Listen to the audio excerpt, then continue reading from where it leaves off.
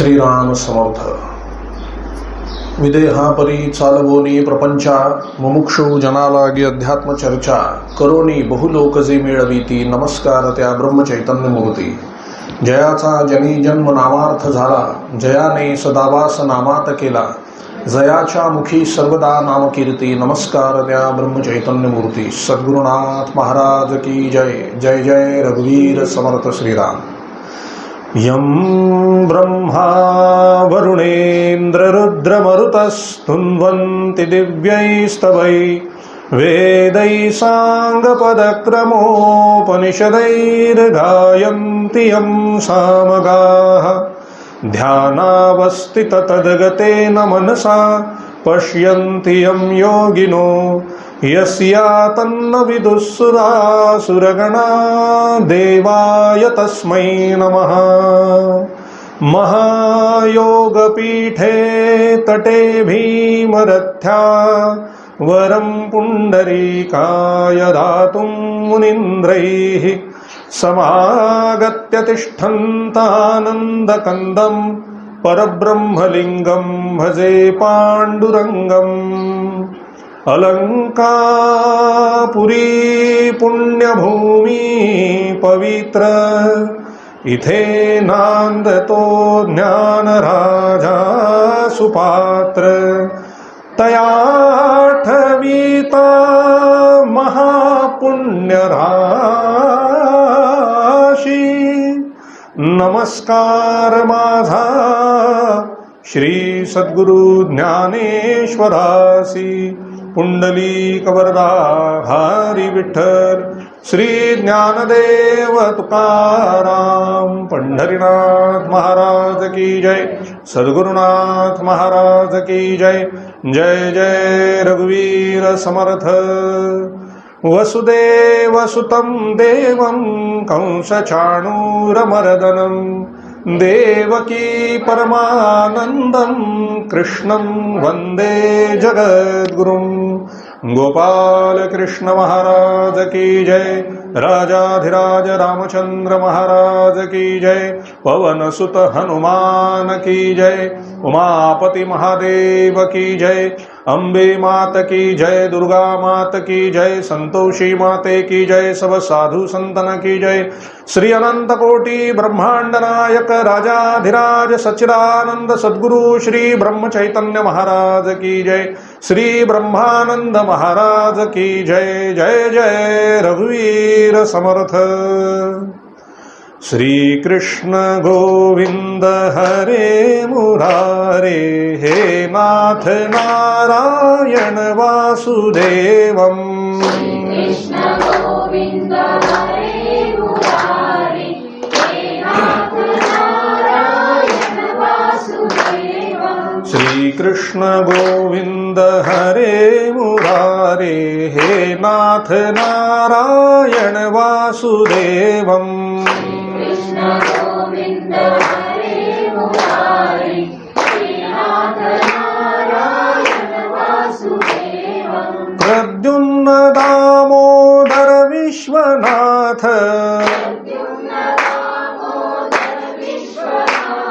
प्रद्युम्न दामोदर विश्वनाथ. नमामि राधे नमामि कृष्णं, नमामि राधे नमामि कृष्णं. श्री कृष्ण गोविंद हरे मुरारे, हे नाथ नारायण वासुदेवम.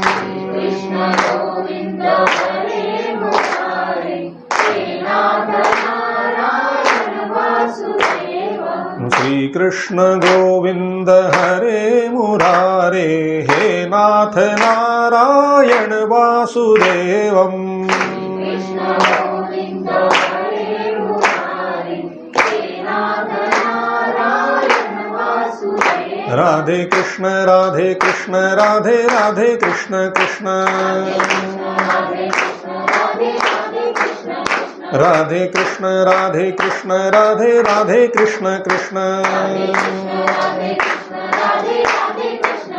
राधे कृष्ण राधे कृष्ण राधे राधे कृष्ण कृष्ण राधे कृष्ण राधे कृष्ण राधे राधे कृष्ण कृष्ण राधे कृष्ण राधे कृष्ण राधे राधे कृष्ण कृष्ण राधे कृष्ण राधे कृष्ण राधे राधे कृष्ण कृष्ण राधे कृष्ण राधे कृष्ण राधे राधे कृष्ण कृष्ण राधे कृष्ण राधे कृष्ण राधे राधे कृष्ण कृष्ण राधे कृष्ण राधे कृष्ण राधे राधे कृष्ण कृष्ण राधे कृष्ण राधे कृष्ण राधे राधे कृष्ण कृष्ण राधे कृष्ण राधे कृष्ण राधे राधे कृष्ण कृष्ण राधे कृष्ण राधे कृष्ण राधे राधे कृष्ण कृष्ण राधे कृष्ण राधे कृष्ण राधे राधे कृष्ण कृष्ण राधे कृष्ण राधे कृष्ण राधे राधे कृष्ण कृष्ण राधे कृष्ण राधे कृष्ण राधे राधे कृष्ण कृष्ण राधे कृष्ण राधे कृष्ण राधे राधे कृष्ण कृष्ण गोपाल कृष्ण महाराज की जय सद्गुरुनाथ महाराज की जय जय जय रघुवीर समर्थ राधे राधे राधे राधे राधे राधे प्रभु हरे कृष्ण जय सिया राम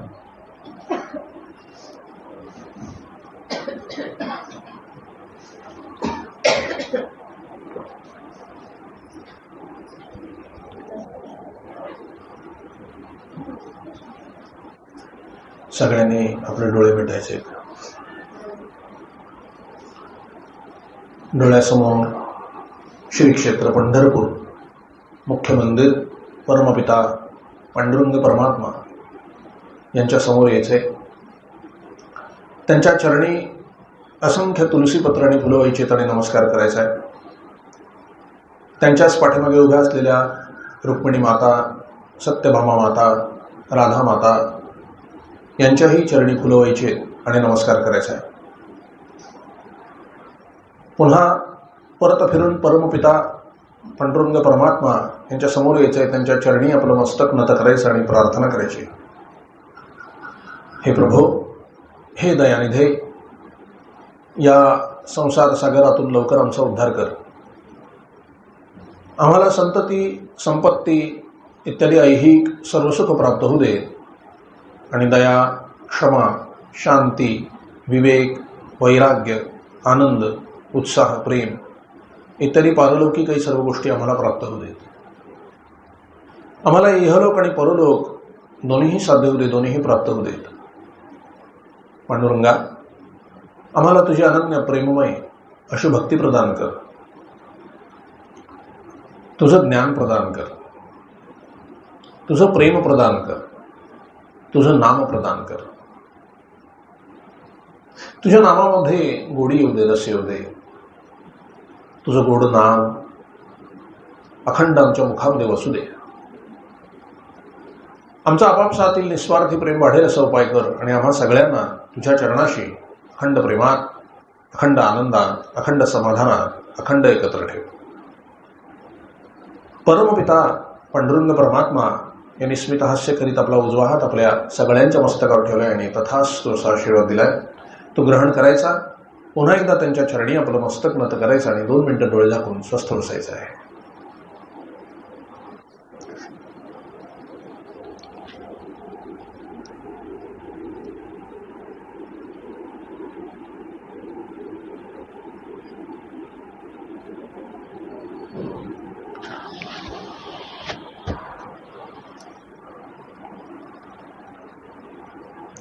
जानकी जीवन स्मरण जय जय राम। श्री सद्गुरुनाथ महाराज की जय। जय जय रघुवीर समर्थ श्री राम। महावैष्णव संत भगवान श्री ब्रह्म चैतन्य महाराज, श्री ब्रह्मानंद महाराज आणि श्रीमद भागवत कथा ऐकण्याकरता जमलेले सर्व प्रिय भाविक जन, श्रीमद भागवत कथा आज बरोबर 1 वर्षाने आपला सत्संग आणि भागवताला सुरुवात होते. आपलं हे 52वं भागवत आहे.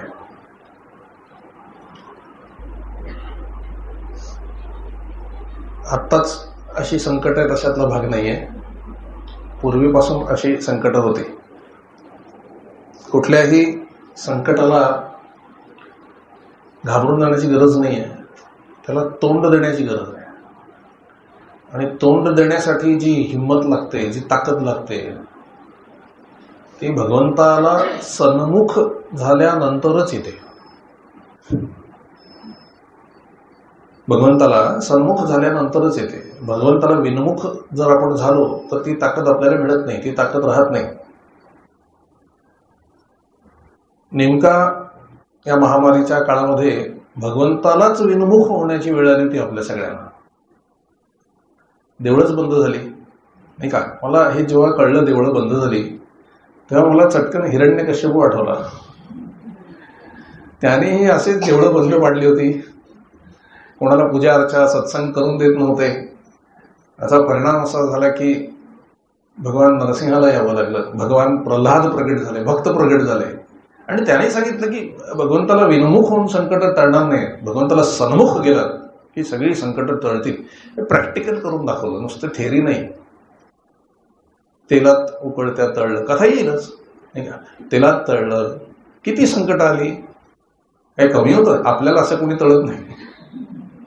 केवढं मोठं संकट. तेलात आपलं नुसतं ते पाणी पडून जर अंगावर उडालं तर किती ते, त्याला उकळत्या तेलात टाकलं, वरच्या त्या दरीतून फेकून दिलं. ते काय म्हणाले, काही करा म्हणाले, बाबा मी भक्ती सोडणार नाही का. हा परीक्षेचा काळ होता.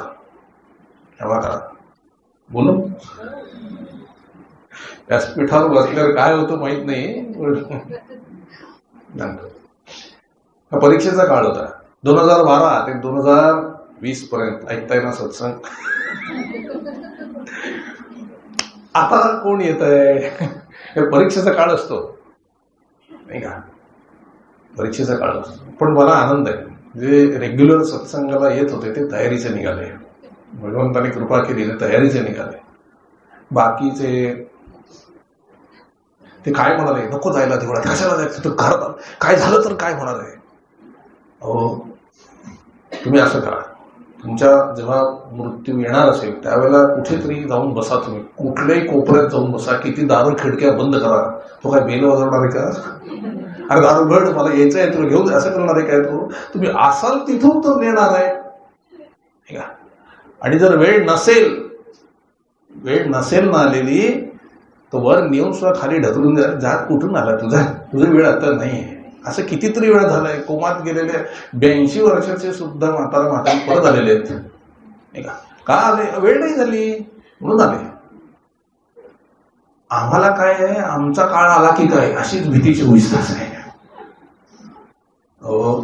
काळाचा काळ इथं बसलाय, भगवान श्रीकृष्ण बसलाय. काय तुम्हाला होणार आहे नाही का. काय होणार आहे. निष्ठा पाहिजे, भरोसा पाहिजे. भगवंताला सन्मुख असेल तर सगळ्या संकट सहन करायची ताकद. काही होत नाही आपल्याला, पण काही होत नाही म्हणून ऐका, हे पण महत्वाचं आहे. बघा, स्वातंत्र्य आणि स्वैराचार ह्याच्यामध्ये फरक आहे. तुम्हाला काही होणार नाही हे 100वर 1000% खरं आहे. म्हणजे त्या भरोसा तुमचा पाहिजे मनामध्ये 100% की मला काही होणार नाही, भगवंत बसलेला आहे. पण तो भरोसा नाहीये आतमध्ये आणि गप्पा मारू लागलात ना, हे काय होतंय आम्हाला, तर ताबडतोब पहिलं होईल. आणि मग म्हणा असं कसं देवाने केलं. अरे तुम्ही नुसते तोंडाने म्हटला, आतून भीती वाटतच होती नाही का. एक लक्षात ठेवा, अगदी कुठलाही असाध्य रोग असू देत, मी काय म्हणतोय, कुठलाही असाध्य रोग असू देत, तो आधी मनात शिरतो भीतीच्या रूपाने आणि मग शरीरावर येतो. मन जर पक्क असेल, मनाचे दरवाजे पक्के बंद असतील, तर तू पळून जातो बाहेर. आपणच आमंत्रण या या म्हटलं तर ते येतं आणि आत येऊन बसतो तो, मग काही करू शकत नाही आहे.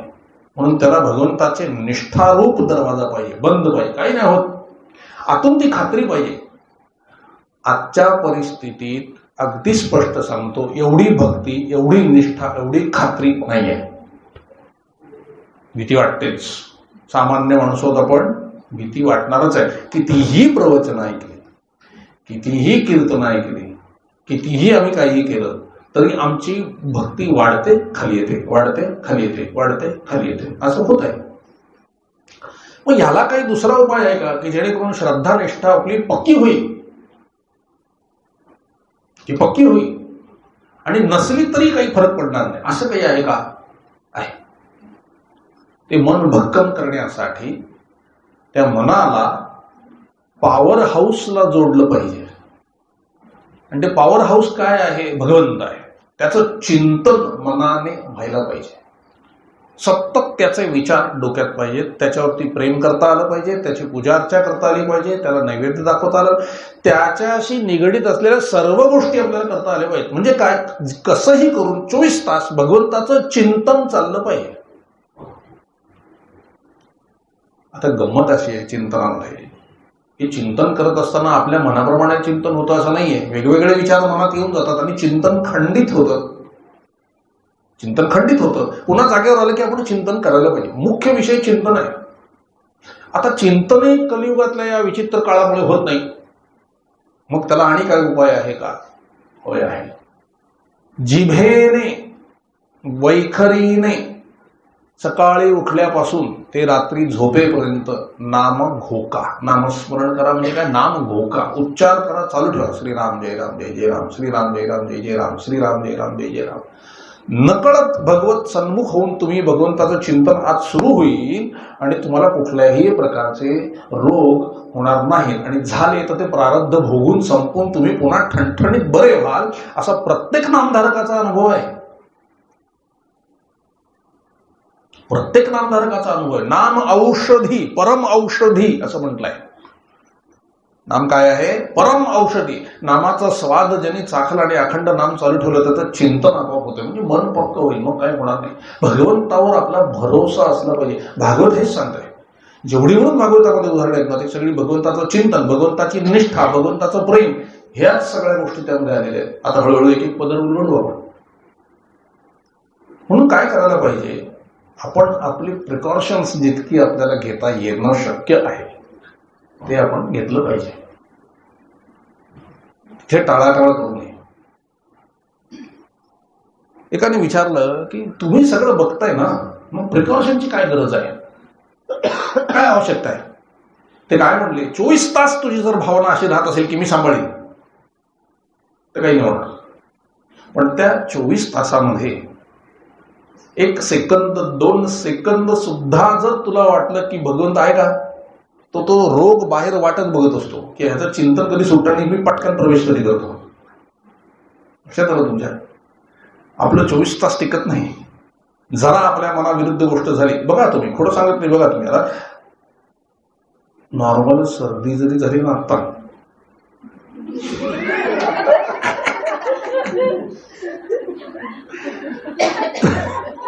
तर असा विचार येईल का की सर्दी झाली आहे? काय येतो मनात विचार? तेव्हा भगवंत वगैरे गुंग होतात सगळे, काही नाही राहत तिथे. काय येतो पहिला विचार? नाही का? म्हणजे जरा आपल्याला चूक, तो परीक्षा घेणार ना, तुमच्या निष्ठेची तो परीक्षा घेणार आहे. आता आहेत 7 दिवस, घाबरू नका, कोणाला होत नाही, कारण बघळे सगळे तुम्ही भगवंताला सन्मुख आहात, त्यामुळे तुम्हाला काही होणार नाही. पण जर असं काही सर्दी खोकला काही झालं, पहिलं त्याचा विचार येता कामा नये, दैत्याचा. त्यांना त्याचं नावही घेणार नाही, दैत्य.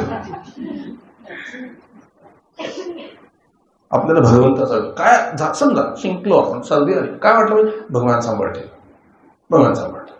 काय वाटतं आपल्याला? कीर्तन असेल, शंका, आपल्यापेक्षा डॉक्टर जास्त. डॉक्टर तर बापरे, म्हणजे डॉक्टरांना बघितलं मला वाटलं बरं झालं डॉक्टर. फार म्हणजे हे बघण्यासारखं आणि शिकण्यासारखं. काय सांगतो, काय शिकण्यासारखं आहे याच्यातून? ते म्हणतात ते बरोबर आहे. काय शिकण्यासारखं आहे? ज्याचं ज्ञान जास्ती आहे, लौकिक, तो जास्त घाबरतो. आणि जे अडाणी आहेत, जे अशिक्षित आहेत, ते बिंदास असतात. ते भगवंताच्या निष्ठेवर पक्के असतात. ते काय म्हणतात? बघून घेईल भगवंत. जो ज्ञानी असतो ना, अरे काय झालं बघा. ते मी सकाळी फिरायला जातो, गावात जातो, इकडे डोंबिवलीत जातो, इथे पण जातो. मास्क घालता येतपर्यंत ठीक आहे, रेनकोट बरं एवढ्यावर नाही, मास्क तर आहेच, रेनकोट पण आहे, हेल्मेट. मी रोज बघतोय त्यांना आणि मी नमस्कार करतो, प्रभू काय लिहिलाय तुमच्या. काय किती डॉक्टरच खरोखर खूप घाबरतात. नाही अशातलं म्हणजे मला काय, डॉक्टरांना दोष नाही देत मी, लौकिक ज्ञानाचा दोष आहे हा. लौकिक ज्ञान आणि अलौकिक पारलौकिक ज्ञान. पारलौकिक ज्ञान म्हणजे भागवत, आणि लौकिक ज्ञान म्हणजे तुमची आत्ताची ही विद्या, जे काही तुम्ही शिकताय, ही अविद्याच आहे खरी. ह्याच्यात बघा, ही जर विद्या खरी असती तर तुम्ही निर्भय व्हायला पाहिजे. तुम्ही निर्भय नाही हो, तुम्ही जास्त घाबरता. लक्षात आलं का तुमच्या? कारण भगवंताची निष्ठा नाही. याच्यावरूनच आपण ओळखायला पाहिजे की आपण सत्संगात आलो म्हणजे जिंकलो, कारण त्यांच्या एवढी भीती आपल्याला वाटत नाही. खरं आपल्याला सगळ्या रोगातून आता सध्या बाहेर काढायला निमित्त सगळे डॉक्टरचं विचार आहे, आणि ते खूप मेहनत पण करतात, नाही याच्यातला भाग नाही. पण आपल्यापेक्षा जास्त तेच घाबरलेले आहेत. हे लौकिक ज्ञानाचा भाग आहे. अलौकिक ज्ञानामुळे काय असतं? भगवंतावर भरोसा की ते आहे, ते आहे. म्हणून पहिला विचार काय आला पाहिजे? आहे भगवंत आहे, बघून घे, बघून घे, हा विचार पहिला आला पाहिजे. हे भक्तीचं लक्षण आहे. भगवंताला प्राप्त करण्याचा अगदी सोपा उपाय भागवत सांगतोय. अगदी सोपा उपाय काय आहे? मी त्याचा आहे. लक्षात आलं? भक्त कसं होता येईल? तुम्ही देवाचे झालात म्हणजे तुम्ही भक्त झालात. देवाचे झालात म्हणजे तुम्ही भक्त झालात. उदाहरणार्थ महाराज काय म्हणाले, एखादा डॉक्टर असेल, एखादा डॉक्टर आहे, MBBS झालाय चांगला छान, त्याला 10वी शिकलेली बायको करून आली, लग्न झालं, दुसऱ्या दिवशीपासून ती डॉक्टरीन होते, होते की नाही? एखादा शिक्षकाशी लग्न झालं तर ती शिक्षिका होते ऑटोमॅटिक. त्याला तर मास्तरीन बाईंकडे जाऊया. एखादा टेलर असेल, बायको आपोआप टेलरीन होते. हे जसं आहे तसं तुम्ही भगवंताचे झालात की भगवंता मी तुझा आहे की तुम्ही भक्त झालात. त्याला निराळ काही करावं लागत नाही. 24 तास डोक्यात ठेवावं लागतं की मी त्याचा आहे, मी त्याचा आहे, मी त्याचा आहे. यालाच नाम म्हणतात, यालाच भक्ती म्हणतात, यालाच प्रेम म्हणतात. आपण भगवंताचे झालो की भक्ती झाली. असं ह्या सर्व गोष्टी ज्या भागवतामध्ये आहेत त्या भागवत आपण आता सुरू करू. प्रथम भगवान श्री गणेश यांना वंदना करतो, सरस्वती माता यांना वंदन करतो, भगवान देवादिदेव महादेव पार्वती माता, प्रभू श्री रामचंद्र सीतामिया, भगवान श्री हरी विष्णू, लक्ष्मी माता, ब्रह्मदेव, सरस्वती माता, भगवान श्रीहरी, भगवान श्रीकृष्ण, राधा माता, सगळ्यात मेन राधा माता, याचे सगळे अंश आहेत, आणि भगवान श्रीकृष्ण ज्याचे हे सगळे देव अंश आहेत, आणि आदिकवी वाल्मिकी, कपीश्वर भगवान हनुमान, आणि रचेता भागवत रचेता महर्षी व्यास, आणि ज्यांच्या मधुर वाणीतून ते बाहेर पडलं असे शुकदेव. या सगळ्यांना आम्ही नमस्कार करतो. या व्यासपीठाला ज्यांचे आशीर्वाद लाभले ते वैकुंठवासी हरिभक्तपरायण श्री सुप्रजी महाराज, मामासाहेब दांडेकर, तुंडा महाराज देगलूरकर, महंत हरिभक्तपरायण श्री बाळकृष्ण महाराज पाटील, या सर्वांना मी नमस्कार करतो आणि त्यांच्या आशीर्वादाने कथा पुढे जावी ही त्यांना प्रार्थना करतो. ज्यांनी हा पिंड जन्माला घातला ते मातृ पितृ देवोभव, त्यांच्या आशीर्वादाने सुद्धा ही कथा सुरू आहे. आणि सगळ्यात महत्वाचं राधा माता, भगवान श्रीकृष्ण आणि तुम्ही सर्व राधाकृष्ण स्वरूप असलेले श्रोतेजन, तुम्हाला नमस्कार करतो. आशीर्वाद द्या, कथा चांगली होऊ दे. भागवतामध्ये प्रथम चरण भागवताचं महात्म्य आलेलं आहे. पुन्हा एकदा सांगतो, भगवद्गीता आणि भागवत याच्यामध्ये फरक आहे. अजून लोकांना समजत नाही. भागवत गीता म्हणतात ते. भगवद्गीता निराळं आणि भागवत निराळं. भगवत गीता म्हणजे अर्जुनाला भगवंताने केलेला उपदेश आहे. आणि भागवत यामध्ये भगवंताचं चरित्र आहे, कथा आलेल्या आहेत भगवंताच्या, आणि भगवंताने उद्धवाला केलेला उपदेश आहे, हे भागवत आहे. आता यातलं एक मर्म सांगणार आहे तुम्हाला. अर्जुन भक्त होता बिचारा, त्याला काही ज्ञानाबिनाची आवश्यकता नव्हती. त्याला विश्वरूप दाखवलं तरी तुम्ही काय लावलंय, म्हणले नको हे सगळं, काय करायचंय मला, ते ज्ञान नको, काय नको, मला भक्ती, तुझे चरण पकडून मला बसायचं आहे, मला बाकी काही नको. भगवान म्हणाले मी सांगतो ना ते ऐकायचं. तू जरी भक्त असलास ना तरी ज्ञान हे तुला पाहिजे. जो भक्त तो ज्ञानी असतोच, त्यामुळे तुला ज्ञान पाहिजे, मी सांगतो ते सगळं घे, स्वीकार कर. आणि मग अर्जुनाला त्यांनी तयार केलं. उद्धव ज्ञानी होता. आता भगवंत त्या उद्धवाला काय म्हणाले, अरे तू नुसताच ज्ञानी आहेस, भक्त झाल्याशिवाय काय, म्हणून गोपींकडे जा. गोपींकडे पाठवलं आणि त्याला भक्ती सांगितली. बघा, हा अर्जुन भक्त होता, त्याला ज्ञान सांगून युद्ध करायला लावलं, आणि उद्धव ज्ञानी होता, त्याला भक्त व्हायला लावून कीर्तन करायला लावलं. नेमकं काय, ज्ञान खरं की भक्ती करी? निश्चितच भक्ती करी, कारण भक्तीच्या मध्येच ज्ञान आहे. पण असं का केलं मग, नेमकं काय याचं मर्म आहे काय?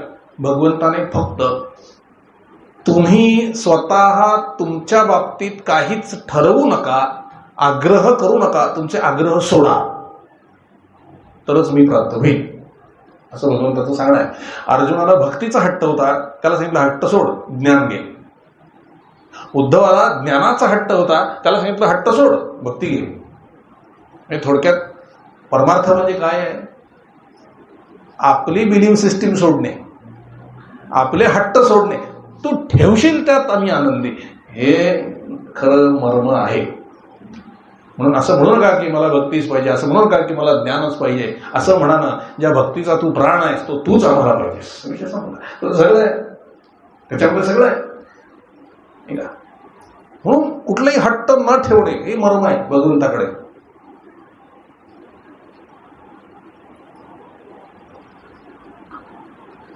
विभीषणाला सुद्धा तो शरण आला तर त्याला राज्य देऊन मोकळे झाले राम, तू लंकेचा राजा हो, तुझा तिकडे राज्य कर.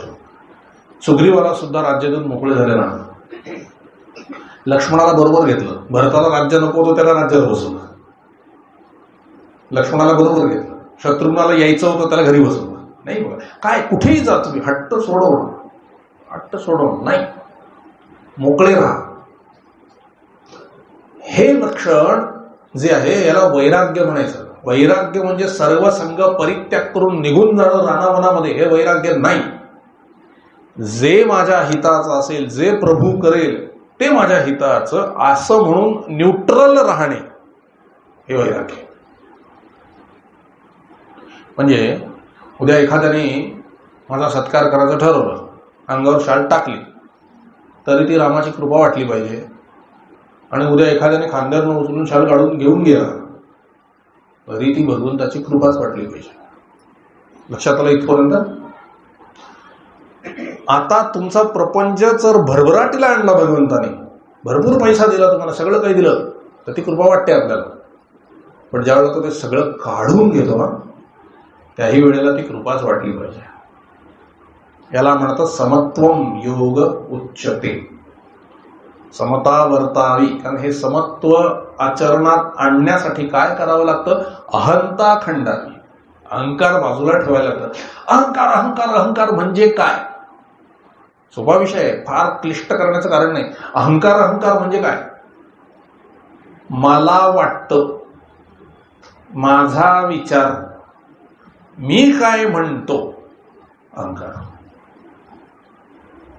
आणि अहंकार बाजूला जाणं म्हणजे काय, स्व देऊन टाकले. हा म्हणजे काय, सोप्या भाषेत सांगायचं झालं तर असू देत, चालायचंच. 2 शब्द लक्षात ठेवा, असू दे, चालायचं, जसं होईल तसं. यहाँ यू भी व्हावा, वो भी व्हावा. आज अगदी छान सागर संगीत स्वयंपाक आहे, व्हावा, रामाची इच्छा. आज अगदी भाकरी आहे, चटणी आहे, ठीक आहे, व्हावा, छान, काही आनंद आहे, त्याची इच्छा. हे समत्वम योग उच्च आहे. गप्पा मारायला सोपं आहे, हे प्रॅक्टिकल करायला पाहिजे. काय करायला पाहिजे, प्रॅक्टिकल करायला पाहिजे. वृंदावनामध्ये तुम्ही गेलात, बघा हा साधकाने कसं असावं, भगवत सांगते, मी सांगतो, भगवत आहे, साधकाने कसं असावं. पहिल्यांदा उठावं किती वाजता? ऐकून ठेवा. प्रॅक्टिकल आपल्याला कठीण आहे. जमलं तर फार छान, नाही जमलं तरी काही हरकत नाहीये. जसं जमेल तसं करू, पण ऐकून ठेवा भागवत काय सांगताय. उठावं किती वाजता? 2 वाजता रात्री. स्नान वगैरे करून 3 वाजेपर्यंत रेडी, आणि 3ला साधनेला बसायचं. दुपारी कमीत कमी 1, 2, 3 वाजेपर्यंत वेळ असेल तर, वेळ नसेल तर निदान 3 ते 6. 6ला मग सगळे जग जागं होतं, त्याप्रमाणे तुमचं काय सगळी कामं असतील ते तुम्ही करा, काही प्रश्न नाही. 3 ते 6 मिनिमम इतकी तरी साधनं व्हायला पाहिजे. आपण पोटभर जेवण करतो बघा, पोटभर जेवण म्हणजे सगळं असतं त्यामध्ये, डाळ भात भाजी पोळी कोशिंबीर चटणी अमकं सगळं असतं, काही एखादं स्वीट असतं त्याच्यामध्ये. पोटभर आपण जेवण करतो. डॉक्टर काय सांगतात? पोटभर जेवू नका. आजार नको असतील तर पोटभर जेवलं तर ठीक आहे, जास्तीचं ठुसू नका. आणि काय सांगतात? कुठली बेटर पोझिशन आहे? अर्धपोटी जेवा. म्हणजे महाराज म्हणायचे तुम्हाला थोड्या वेळाने वाढलं तर परत इतकं जेवता आलं पाहिजे. 4 पोळ्यांच्या जागी 3 पोळ्या किंवा 2 पोळ्या फार अर्धपोटी राहा. तसं भजन नामस्मरण किती करायला पाहिजे? अर्धपोटी तरी करायला पाहिजे. जास्त केलं तर उत्तम आहे, पण जास्त नाही केलं तर निदान अर्धपोटी तरी भजन करायला पाहिजे. अर्धपोटी भजन म्हणजे किती? दिवसाला तास किती आहे? 24. अर्धपोटी म्हणजे 12 तास. कमीत कमी 12 तास भजन किंवा नामस्मरण व्हायला पाहिजे. आणि जर काही वाचन वगैरे करायचं असेल तर ते त्या 12 तासानंतर. साधकाचं काय असलं पाहिजे? जीवन कसं असलं पाहिजे? 12 तास भजन किंवा 12 तास नामस्मरण आणि 12 तासानंतर वाचन. तर कुठे या जन्मीच आपल्याला सहज असं नाही म्हणणार मी, पण मुक्ती मिळण्याचे चान्सेस वाढतात. कारण आतमध्ये तो भगवंत आपल्या येतो, आतमध्ये सामावतो, तो आनंद, तो समाधान आपल्यामध्ये येतं. आणि आपल्या जवळ बसणाऱ्याला सुद्धा त्या व्हायब्रेशन्स जातात आणि तोही नामाला लागतो, त्यालाही समाधान मिळतं. आता बघा, बरेच लोक सांगतात महाराज तुमच्या वाणीत फार गोडवा आहे, तुम्ही फार छान बोलता, पण या बोलण्याशी किंवा या वाणीशी माझं यत्किंचितही संबंध नाही. का नाहीये? कारण 12 वर्ष, आज जवळजवळ 15 वर्ष झाली मी ज्या महात्म्याला चिकटलेलो आहे तो महात्माच मुळात गोड आहे. त्यांची वाणी फेमस आहे, त्यांची वाणी ऐकली म्हणजे समाधान होतं असं सगळे सांगतात नाही का. समाधी पाहता समाधान होते, तनु कष्टवी त्याचे आनंद देते. समाधान त्यांच्या वाणीमध्ये समाधान आहे, बोलणं नाही का. त्यांना जो चिकटेल ना ऑटोमॅटिक ते तिकडून व्हायब्रेशन्स ते येणार नाही का. आता तुम्ही साधा प्रयोग आहे, घरी माठ पाण्याने भरला आणि नंतर रिकामा केला तरी आतून तो ओलाच राहतो पाण्याचा स्पर्श असल्यामुळे. हे जसं आहे तसं आम्ही त्यांना चिकटलेलं असल्यामुळे त्यांचे गुण येतात वाणीचे. त्यामुळे तेच त्यांचाच प्रवेश असून ही त्यांचीच वाणी आहे, त्यामुळे ती समाधानकारक आहे, त्यामुळे ती गोड वाटते तुम्हाला. इथे माझा संबंध नाही आहे. लक्षात येतं म्हणजे भगवंताला सन्मुख होणं फार गरजेचं आहे. म्हणून भागवताचं महात्म्य या ठिकाणी सांगितलंय, भक्तीचं महात्म्य या ठिकाणी सांगितलंय. जीवनामध्ये जन्माला आल्यानंतर जर काही करण्यासारखं असेल तर ती भक्ती आहे. मी मगाशी म्हटलं तुम्हाला 12 तास नाही तुम्हाला जमवलं तर तुमच्या हिशोबाने तुम्ही करा, पण एक आहे अनुसंधान तुम्ही 24 तास ठेवू शकता. जसं लहान मूल प्रत्येक गोष्ट आईला सांगून प्रत्येक गोष्ट करतं, तसं तुम्ही प्रत्येक गोष्ट भगवंताला सांगून करू शकता. म्हणजे ऑटोमॅटिक अनुसंधान राहतं. त्या भगवंताच्या प्रेमाने आलेला धीमेपणा, शांतपणा, आनंदीपणा टिकून राहतो. मनाविरुद्ध गोष्टी घडल्या तरी तो थोडाफार का होईना टिकून राहतो. एक सांगा, आपल्या संपूर्ण जीवनामध्ये आपल्या मनासारख्या गोष्टी किती घडल्या? काहीच नाही घडलं, तरी सुद्धा आज आपलं समाधान जे टिकून आहे ना ते भगवंताच्या कृपेने टिकून आहे. म्हणून जर जन्माला आल्यानंतर करण्यासारखं काही असेल तर ती भगवंताची भक्तीच आहे. कारण भक्ती ही ज्ञानाची आई आहे. ज्ञानाला धरलं तर भक्ती येईल असं नाहीये, पण भक्तीला धरलं तर ज्ञान आलंच पाहिजे. हीच भक्ती सर्व संतांनी ग्राह्य धरून तीच लोकांना सांगितलंय. आणि या भक्तीचं सर्वश्रेष्ठ साधन जर कुठलं असेल तर ते नामस्मरण आहे. म्हणून नाम घेतलं की सहज भक्ती होऊन परमेश्वराची प्राप्ती होते.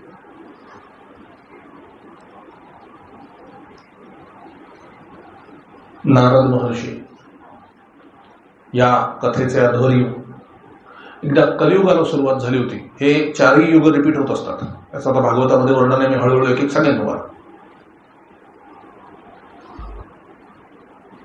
पृथ्वीवरती कलियुगामध्ये कुठे समाधान आहे का, आनंद आहे का म्हणून बघण्याकरता नारद मुनी बाहेर पडले होते. मूळची ही कथा नैमिषारण्यामध्ये सूतजींनी, शौनकजी आणि आदी सर्व ऋषींना सांगितलेली होती. शुक महर्षींनी शुक्ता या ठिकाणी ही कथा परीक्षितींना सांगितलेली आहे.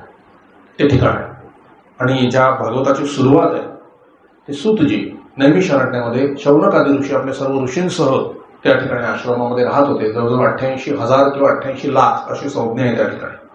एवढे ऋषी बरोबर होते. सूतजींना त्यांनी स्नान करताना पाहिलं. स्नान झाल्यानंतर सूतजींना नमस्कार केला आणि नमस्कार केल्यानंतर त्यांनी सांगितलं की आम्हाला भगवंताविषयी चर्चा करायची आहे, आमच्या मनामध्ये काही प्रश्न आहेत, आपण त्यांची आम्हाला उत्तरं दिली तर आमचं समाधान होईल, कारण आम्ही सगळे साधक आहोत. विचारा प्रश्न. ते काय म्हणाले, कलियुगामध्ये कोणालाही साधन करायला वेळ मिळणार नाही. बेसिक प्रश्न आहे. कोणालाही साधन करायला फार वेळ मिळणार नाही. 2 वेळचं पोट भरण्यामध्येच सगळे बिझी असतील, वेळ मिळणार नाही. मग अशा वेळेला भगवंताला प्राप्त करून घेणं किती दुर्मिळ आहे. मग अशा वेळेला कलियुगातल्या लोकांनी काय साधन करावं. तेव्हा सूतजी म्हणाले, याचं जे उत्तर आहे मी तुम्हाला देतो. तुमच्यासारखाच प्रश्न ज्यांना पडला ते नारद महामुनी कलियुगामध्ये एकदा बाहेर पडले की पृथ्वीवर कुठे समाधान आहे का हे बघण्याकरता ते बाहेर पडले. सगळ्या तीर्थक्षेत्राला ते गेले.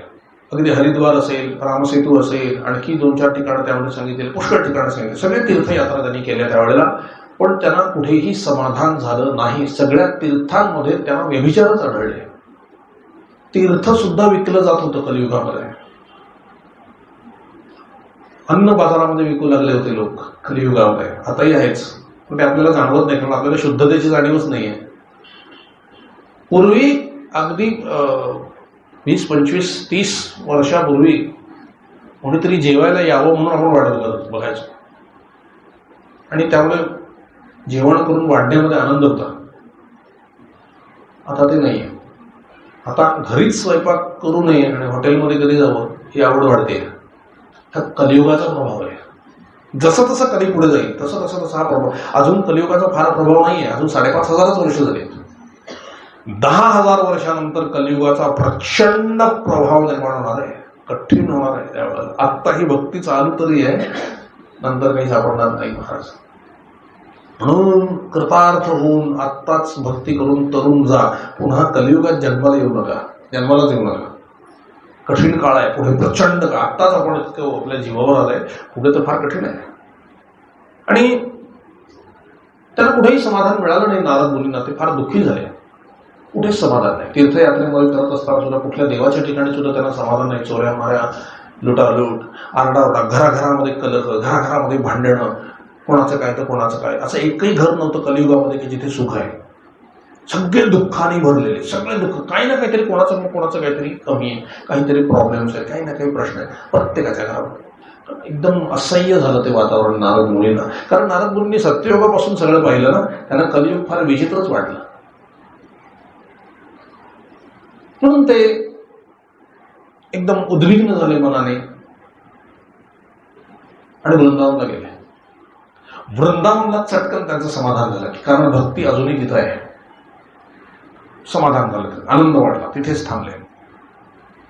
सुटकेचा निश्वास टाकला की चला बरं झालं, इथे तरी माझ्या मनाला समाधान मिळालं, इथे तरी अजून काही नाही आहे. आणि मंदिरात जाऊन नमस्कार करून बाहेर येतात.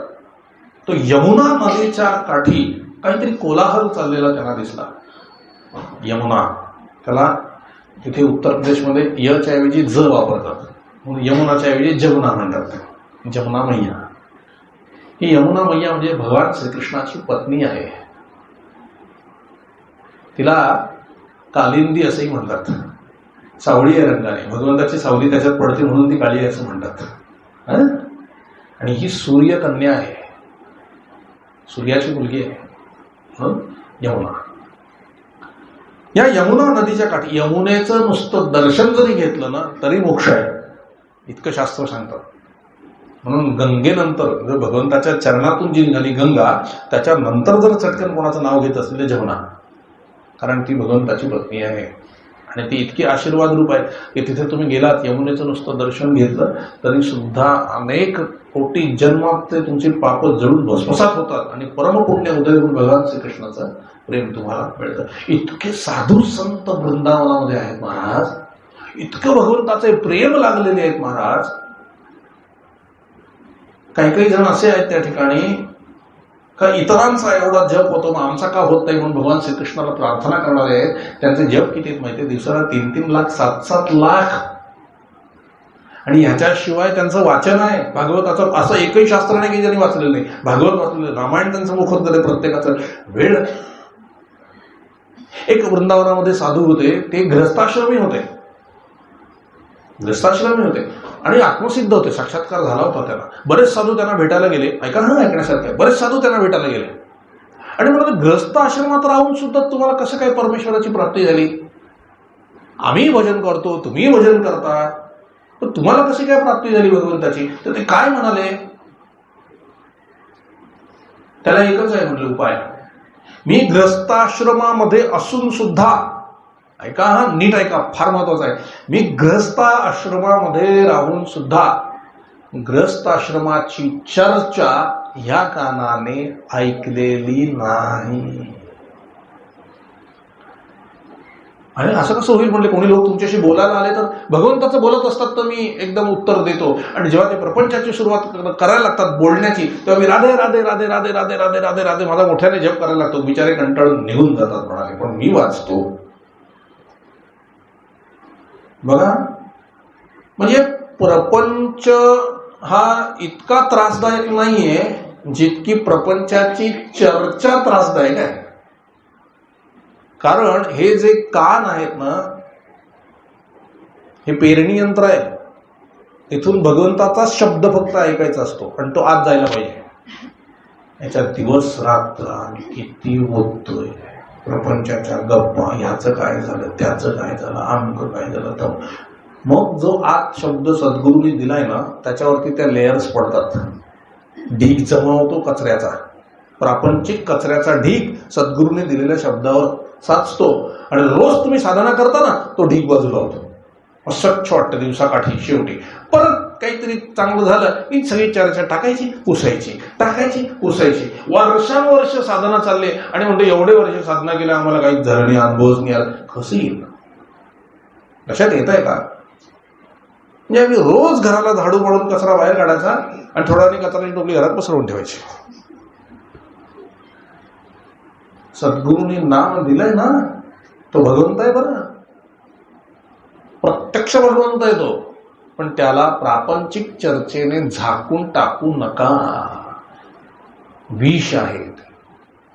प्रपंच असायला हरकत नाही, प्रपंच असू दे, प्रपंचाची चर्चा नको बिलकुल.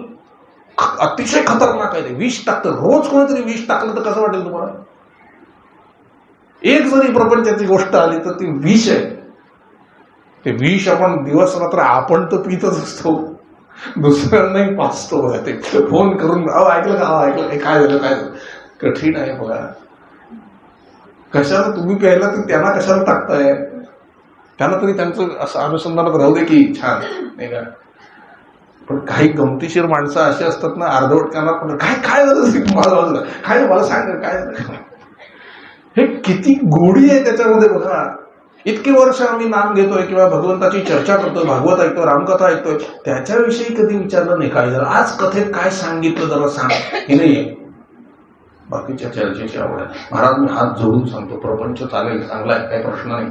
प्रपंचाची आसक्ती वाईट आहे आणि प्रपंचाची आसक्ती जर कशाने वाढत असेल तर प्रापंचिक चर्चेने वाढते. म्हणून पूर्वी 8-8, 10-10 तास सत्संग असायचा. म्हणजे नंतरचे 2 तास जी चर्चा होईल ना, ती सत्संगाचीच असायची. आणि दोघं नवरा बायको झोपून जायची, मुलं झोपून जायची, मुलंही सत्संगाचं बोलायचे, आईवडीलही सत्संगात, आयुष्य सुंदर सुखाने निघून जायचं. म्हणून सगळ्यात खतरनाक जर काही असेल तर प्रापंचिक चर्चा. तिथलं तिथे सोडा, तिथलं तिथे सोडा, घरी नाही आणायचं. आणि घरी सुद्धा ती चर्चा नाही करायची, भगवंताची चर्चा करा ना. म्हणून महाराज काय म्हणाले की ज्या नवरा बायकोचं ध्येय एक आहे त्यांचा प्रपंच सुखाचा होतो. ध्येय एक म्हणजे काय, दोन्हीही स्वाध्यायी पाहिजेत, स्वाध्याय करणारे पाहिजे, नामस्मरण करणारे पाहिजे, चर्चा भगवंताची व्हायला पाहिजे. आपण दत्तगुरूंची आरती करतो ना, मी तूपणाची झाली बोळबोळ, हा मी तूपणाच आढावा येतो.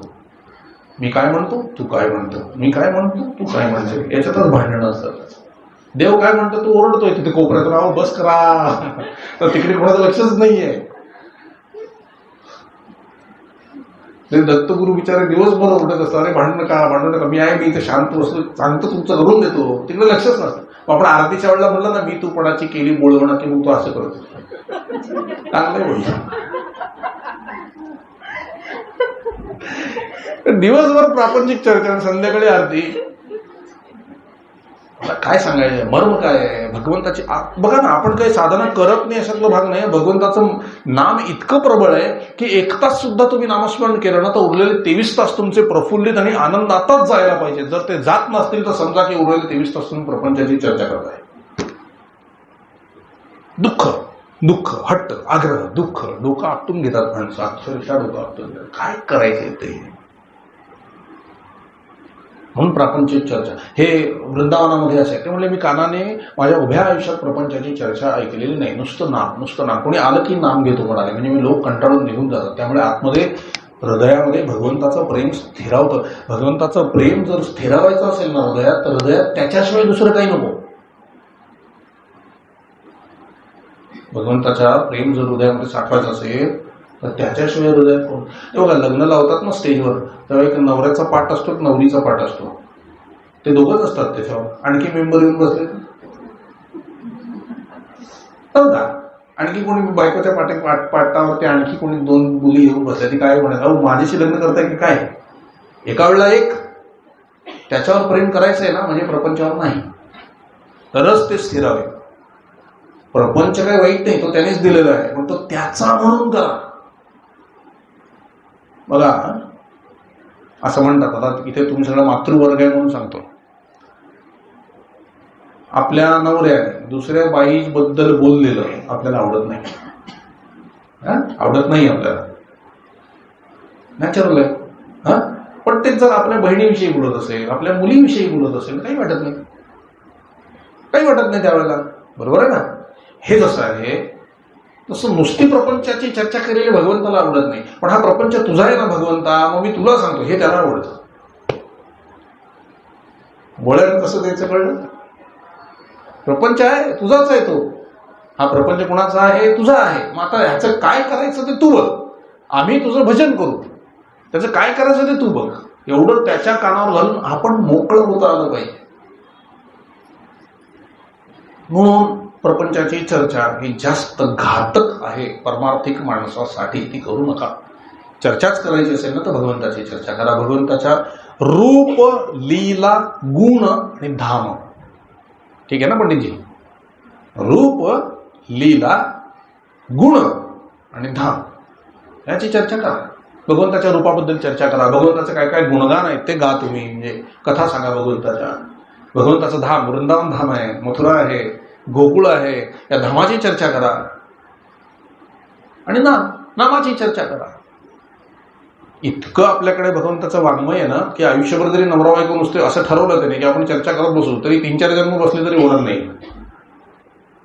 आणि 3-4 जन्म एकत्र मिळतील आणि ते हवेसे वाटतील. याच जन्मात कंटाळणार नाही तुम्ही, कारण भगवंताची चर्चा असेल. ते मी एका जोडप्याला सांगते, आमच्याकडे आले का आमच्यात भांडणं होतं, काय म्हणतो भागवत वाचा, दोघांनी मिळून वाचा. 1 वर्षभर दोघांनी मिळून वाचा, म्हणजे तुमचं एकदम प्रेमाने सुखाचा संसार होईल. आले 1 वर्षाने, म्हणजे आता सुखाचा अवकाशले म्हणजे भांडणच झाली आमची खूप. म्हणलं का, किती वाचून झालं. अजून 1 पान पण वाचून झालं. अरे 1 वर्ष झालं ना सांगितलं तुम्हाला, 1 पान रोज वाचा. हो, तिने सुरुवात करायची की मी सुरुवात, याच्यावरूनच भांडण झाली. कसं व्हायचं, अजून तिथेच आहोत आम्ही. अरे कोणी का वाचाय ना, आपल्याला भगवंताचं चरित्र ऐकायचं या भावनेने ते वाचायला पाहिजे ना. तिथे आरती करताना पण भांडणं, तो दिवा तू असा लावला नाही, ते फुलं तुम्ही अशीच ठेवली, ती कशासाठी काय करताय? आनंद मिळवण्याचा भाग आहे तो, फक्त भगवंताचंच चिंतन व्हायला पाहिजे, प्रापंचिक चर्चा होता कामा नये. घरामध्ये प्रापंचिक चर्चा होता कामा नये. आणि एखाद्याने सुरुवात केली ना तर आपण त्याला फाटा द्यायला पाहिजे, टाळायला पाहिजे. हा ठीक आहे असू दे, ते भगवंत बघून घे पुढचं, तुला एक चर्चेला सुरुवात. हा प्रपंच सुखी होण्याचा मार्ग आहे. आणि कलियुगामध्ये गडबड हीच आहे. कलियुग सोडून इतर युगामध्ये भगवंताच्या चर्चा होत होत्या, कलियुगामध्ये मात्र फक्त प्रपंचाच्या चर्चा होतात, आणि ह्या खूप खतरनाक आहेत. बरं, गंमत अशी आहे, आपण अशा गोष्टींच्या चर्चा करतो, ह्या अशा प्रपंचिक गोष्टींच्या चर्चा आपण करतो की त्याच्यामध्ये आपण स्वतः काहीच करू शकत नाही, आपण चेंजेस नाही करू शकत. त्याच्यामध्ये आपल्याला हताश होऊन, निराश होऊन, हेल्पलेस सिच्युएशन मध्ये गप्प बसावं लागतं. तुम्ही काही नाही करू शकत, नुसतं बघत बसावं लागतं. प्रारब्धाचे भोग भोगायला आले ना की तुम्ही त्याच्यामध्ये काही नाही करू शकत, बघत बसावं लागतं स्वस्त. आणि फक्त तोंडाने तक्रार करता येते की ही वेळ माझ्यावर भगवंता तू का आणलीस. किती हेल्पलेस सिच्युएशन असते. का हे हेल्पलेस सिच्युएशन? प्रपंच माझा मानलात म्हणून, तो त्याचा आहे असं जर म्हटलं ना तर तो बघून घेईल. अहो, अख्ख्या गोकुळवासियांच्यावर एवढ्या पावसाचा ते केवढा पाऊस पाडला त्या इंद्राने, प्रलयकाली ढग पाठवलेले होते, एवढा पाऊस पडला, पण ते चिंता करत नाही बसले, सरळ गोपाळाकडे आले. तू बघ, आता त्याला करणं भाग आहे ना.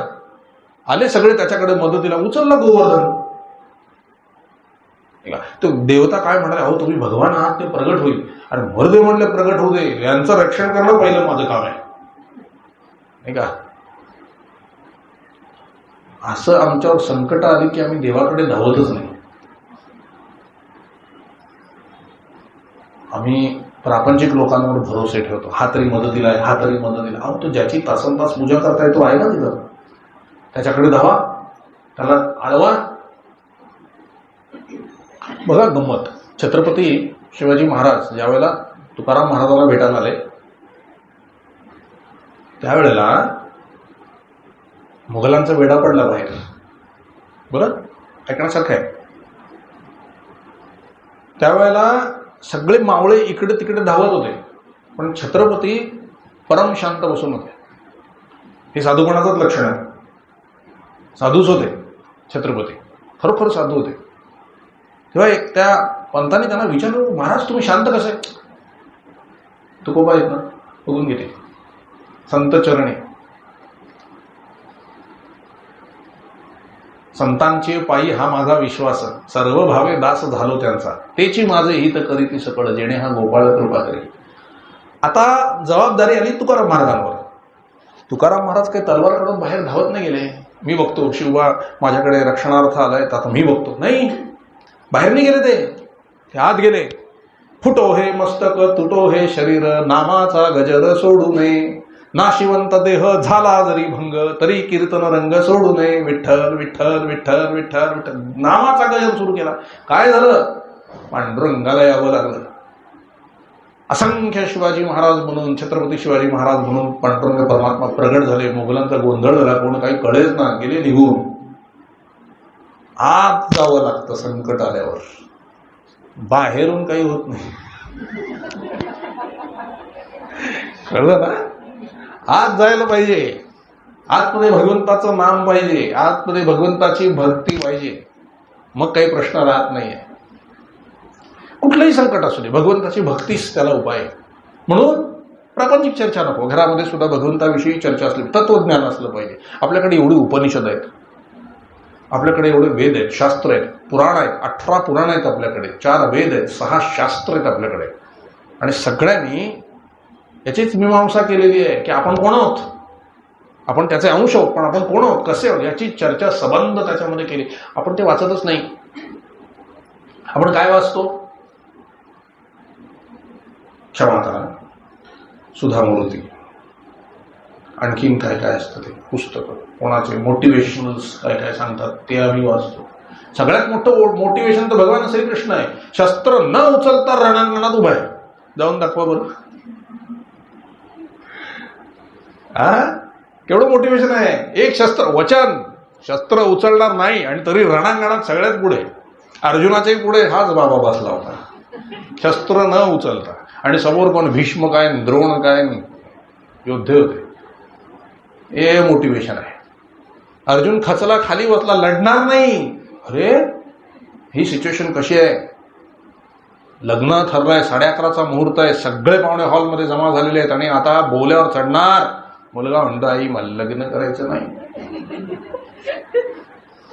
काय होईल त्या आईचं? सकाळ 2-3 वाजून ही सिच्युएशन होती. युद्ध ठरलं, 5 पांडव आणि 100 कौरव. आणि युद्धात घरी नाही सांगितलं त्यांनी मला लढायचं, घरी नाही, ऑन द स्पॉट.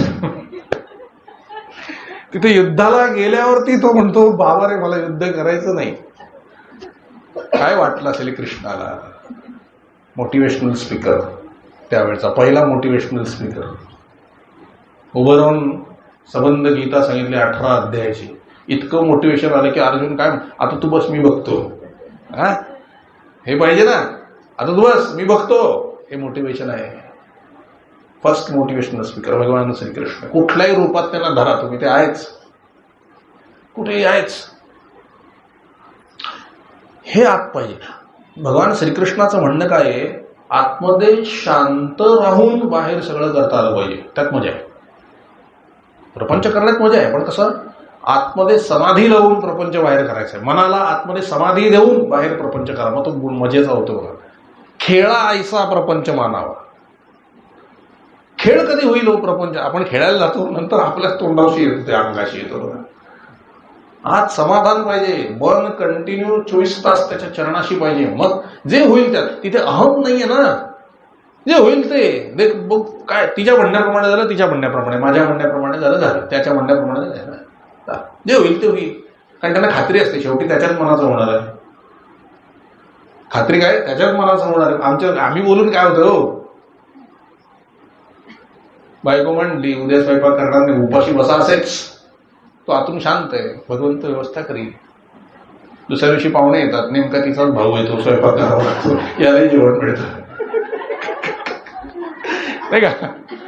तो काय, तो हसतो फक्त, व्यवस्था केली, नाही का? चालतं का आपलं काही? चालतं का सांगा? तो पण सकाळी उठून भांडण झाले की शपथ घेतो, खरं शपथ आहे मला दिवसभर अजिबात तुझ्याशी बोलणार नाही, पुढचे 8 दिवस बोलणार नाही. तुला कळतं मला काही येत नाही, स्वयंपाक पाणी चहा वगैरे करता येते, माझा मी सगळं करून घेईन, काही गरज नाही तुझी मला. संध्याकाळी बहिणी द्यायची, माहेरी भावाला भेटेल, आगे जरा स्वयंपाक. आता कसं अहो, तो कसंही उलटा पालटा करतो बरं. सगळे खेळ त्याच्या हातात आहे, तुमच्या हातात काही नाहीये. सगळे रिमोट कंट्रोल त्याच्या हातात आहे. मग त्याच्या हातात आहे, कळतंय ना. मग अगदी घरच्या टीव्हीचा रिमोट जरी असतो तरी आपण त्याच्या हाताबाहेर पडतो. मग ह्याच्या हाताबाहेर पडायला काय? सगळं चालवणारा हाच आहे ना महाराज. भक्ती सांगते. म्हणून प्रापंचिक चर्चा ना बोल, जास्त प्रापंचिक चर्चा करायचीच नाही. ती भगवंताचीच चर्चा तुम्ही करायला पाहिजे. असे अनेक साधू संत वृंदावनामध्ये आजही आहेत, अखंड नामात बुडालेले, भगवत चर्चेमध्ये बुडालेले आणि त्या भगवंताच्या प्रेमामध्ये अगदी निमग्न आहेत. त्यांना प्रपंचाची चर्चा केली म्हणजे कानात विष टाकल्यासारखं वाटतं बा. इतके त्या आनंदामध्ये भगवंताच्या चिंतनामध्ये असतात. तसे यमुना नदीच्या काठी कोलाहल चाललेला नारद महामुनींनी पाहिला आणि नारद महामुनी पुढे गेले. कुठला कोलाहल आहे, काय आहे हे बघायला पुढे गेले. तिथे एक स्त्री तरुण होती, ती रडत होती, विलाप करत होती आणि आजूबाजूने अनेक स्त्रिया तिला वारा घालत होत्या पंख्याने. आणि तिच्या मांडीवरती 2 वृद्ध पुरुष निपचित पडले होते, बेशुद्ध अवस्थेत पडलेले होते. सगळ्या गर्दीतून नारद मुनी पुढे झाले. त्या स्त्रीने नारद मुनींना ओळखलं आणि नमस्कार केला. म्हणाले, भगवान प्रभू, मी आपल्याला ओळखलं, आपण नारद महामुनी आहात. हो म्हणले, ते ठीक आहे, पण तू कोण आहेस? ते काय म्हणले, महर्षी मी भक्ती आहे. आता मर्म आहे का, या कथेचं मर्म सांगतो तुम्हाला. ते काय म्हणले, मी भक्ती आहे आणि माझे हे मांडीवरचे झोपलेले म्हातारे दिसत असलेले बेशुद्ध झालेले जे पुरुष आहेत ना, ही माझी मुलं आहेत. ज्ञान आणि वैराग्य. मी विलाप का करते तुम्हाला कळलं का? आई म्हातारी असायला हवी आणि मुलं तरुण असायला हवी. मी तरुण झाले आणि माझी मुलं म्हातारी झाली. या कलियुगाच्या प्रभावामुळे आम्ही तिघेही म्हातारे झालो होतो. कारण म्हणाले माझा जन्म द्रविड देशामध्ये झाला, कर्नाटकामध्ये मी वाढले, महाराष्ट्रात काही ठिकाणी मला सन्मान मिळाला, गुजरातमध्ये मला वार्धक्य आले. याच्यामध्ये पण रहस्य आहे. द्रविड देशात जन्म, कर्नाटकामध्ये मी वाढले. कर्नाटकामध्ये फारशा प्रापंचिक गोष्टीला महत्व नसतं, चर्चा नसते, भगवंताची चर्चा जास्ती. मंदिरं बघा किती आहेत कर्नाटकामध्ये, कितीतरी आहेत, आणि चांगली भक्ती खूप अगदी छान चालते तिथे. महाराष्ट्रात काही ठिकाणी मला सन्मान मिळाला, आपल्या महाराष्ट्रात सुद्धा सन्मान आहे भक्तीला. गुजरातमध्ये वार्धक्य का? मॅक्झिमम प्रापंचिक चर्चा, व्यवहार. जिथं व्यवहार आहे ना, जास्त व्यवहार जिथे आहे तिथे भक्ती कमी पडते, आणि जिथे व्यवहार नाही, जिथे भगवंतावर भरोसा आहे तिथे भक्ती वाढते. परमपूज्य डोंगरेजी महाराज भागवत करत ना, अखंड भागवत करत, ते अखंड भागवत.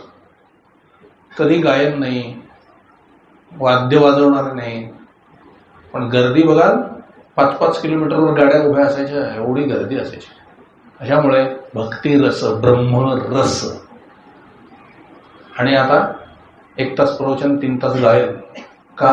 गर्दी वाढवायला. कारण भक्तीच नाही, व्यवहार आहे. प्रपंचात मधल्या व्यवहाराच्या जितक्या गोष्टी कराल तितक्या भगवंताचं प्रेम कमी होतं, आणि भगवंताचं प्रेम वाढवायला पाहिजे, प्रपंचिक चर्चा कमी. म्हणून गुजरातमध्ये मला वार्धक्य आलं असं त्यांनी म्हटलं, कारण व्यवहारिक प्रदेश आहे सगळा. मग म्हणाले आम्ही तिघेही म्हातारे झालो, मी पण आणि माझी मुलं पण. आणि म्हणून या अवस्थेतून आम्हाला बाहेर पडण्याकरता आम्ही वृंदावनात आलो. वृंदावनात आल्यावर मी तरुण झाले चटकन, कारण वृंदावनात व्यवहार शून्य, तिथे व्यवहार नाही. मथुरेमध्ये तुमची लूट करतात, लुटतात तुम्हाला पैशाला बऱ्यापैकी. वृंदावनात नाही. मी विचारलं एकाला तिकडे, असं का, ऐसा क्यों है? मथुरा में ये लोग लूटते हैं, वृंदावन में कुछ नहीं है. वो बोले वो कंस का प्रदेश है ना, वहां पर सब कंस ही भरे हुए हैं. वृंदावन कन्हैया का है, तो यहाँ पे सब कन्हैया ही है. गंमत आहे. सगळ्याच तात्पर्य काय आहे, मी तरुण झाले म्हणाले वृंदावनात आल्यानंतर, पण माझी मुलं मात्र म्हातारीच राहिली. असं का झालं याचं कारण मला कळलंय. तेव्हा नारद मुनींनी असं ध्यान लावलं थोडंसं, आणि चटकन त्यांना कळलं. आणि ते काय म्हणते, मला कळलं म्हणाले काय ते, तू इतकी दुःखी कष्टी का झाली आहेस ते मला समजलं. भक्ती सुद्धा दुःखी कष्टी होते. ते का होते हे मर्म आहे याच्यामध्ये. ऐका आता पुढे ते काय म्हणाले. मग नारद मुनी म्हणले, काळजी करू नको, कलियुगामध्ये घराघरात भक्तांच्या हृदयामध्ये मी तुझी स्थापना केल्याशिवाय राहणार नाही. भगवंतानेच भक्तांचं भरण पोषण करण्याकरता तुला पृथ्वीवर पाठवलेलं आहे. राहिला तुझ्या मुलांचा प्रश्न, मी प्रयत्न करतो. म्हणून ते ज्ञान आणि वैराग्य म्हातारे होऊन तिथे पडलेले होते ना, त्यांच्या कानामध्ये आवाज दिला नारद मुनीने, ज्ञाना उठ, वैराग्या उठ, ज्ञाना उठ, वैराग्या उठ. एकही उठलं नाही, जाग सुद्धा आली नाही. त्यांना वाटलं असं काय झालं. म्हणून भगवंताची वाणी असलेले वेद, ते वेदांच्या ऋचा म्हणायला सुरुवात केली त्यांच्या कानामध्ये दोघांच्या. तेव्हा थोडेसे डोळे असे किलकिले केल्यासारखे ते उठले दोघं, आणि पटकन पडले, परत बेशुद्ध पडले. आश्चर्य वाटलं की वेद म्हणून सुद्धा काही झालं नाही. मग त्यांनी भगवद्गीता, जी भगवंताची वाणी आहे, त्या भगवद्गीतेचे श्लोक म्हणायला सुरुवात केली. तेव्हा त्यांना जाग आली, आणि परत आळस देऊन ते धाडकन परत पडले. आश्चर्य म्हणाले, वेदांचा उपयोग झाला नाही, भगवद्गीतेचा उपयोग झाला नाही, तरी हे निस्तेजच पडलेले आहेत. म्हटले आता याच्याकरता काहीतरी वेगळा उपाय मला करावा लागेल. तेव्हा आकाशवाणी झाली, आणि काय म्हणाले, साधू संतांना शरण जा, म्हणजे प्रत्येक समस्येचा उपाय सापडतो. काय सांगितला उपाय? डायरेक्ट उपाय सांगितला नाही, किंवा आणखी काही प्रापंचिक उपाय सांगितले नाही. कालसर्पयोग आहे, आणि त्रिपिंडी श्राद्ध करा, आणि नारायण नाग बली करा, हे काही सांगितलेलं नाही त्यावेळेला. सगळ्या महारोगांचा एकच इलाज आहे, काय? संतांना शरण जा. हे बघा, लोक म्हणतील अहो काही ढोंगी साधू असतात हल्ली, कसं काय आपण अडकायचं. एक लक्षात ठेवा, ढोंगी साधू जरी असला तरी तो तुम्हाला नामस्मरण करा म्हणूनच सांगेल. बरोबर आहे ना? मी काय म्हणतोय तुम्हाला, आपल्याला कळत नाही खरा साधू कोण आहे आणि खोटा साधू कोण आहे. रावण सुद्धा म्हणून रामायण काय सांगतं, साधूंना नमस्कार करावा, त्यांचा मानसन्मान करावा, जास्त जवळ जाऊ नये. लक्षात ठेवा. उपदेश घ्यावा आणि ते जे सांगतील ना ते सेवा समजून करावं. एकदा उपदेश घेत साधू संतांचे दर्शनानं वरचेवर जावं, लांबून. काय होतं, आपण जास्त बोलून त्यांना सुद्धा बिघडवतो. ते बिचारे सर्वसंग परित्याग करून निघालेले असतात, सगळा त्याग करून आम्ही त्यांना प्रपंचात खेचतो. बघा, आमचा मुलगा ऐकत नाही, आमची बायको ऐकत. तो काय मनात म्हणतो, माझी बायको ऐकत नाही म्हणून मी साधू झालो. आता तुम्हाला काय सांगू म्हणून, नाही का? असू दे. आपण ते सर्वसंग त्यांनी परित्याग केलेला असतो, आम्ही त्यालाच अडकवतो. बघायच्या गरज नाही. नमस्कार करा, त्यांचा मान सन्मान करा, स्वागत करा, त्यांना शरण जा आणि ते त्यांच्या मुखातून जो उपाय निघेल तो तुम्ही ऐका. आता काय ऐकायचं हे सांगतो, काय ऐकायचं साधू संतांचं तेही सांगतो.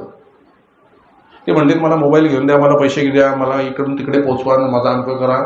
तर त्यांना काय सांगायचं, आमच्या गुरुदेवांना विचारतो आणि सांगतो, असं सांगायचं.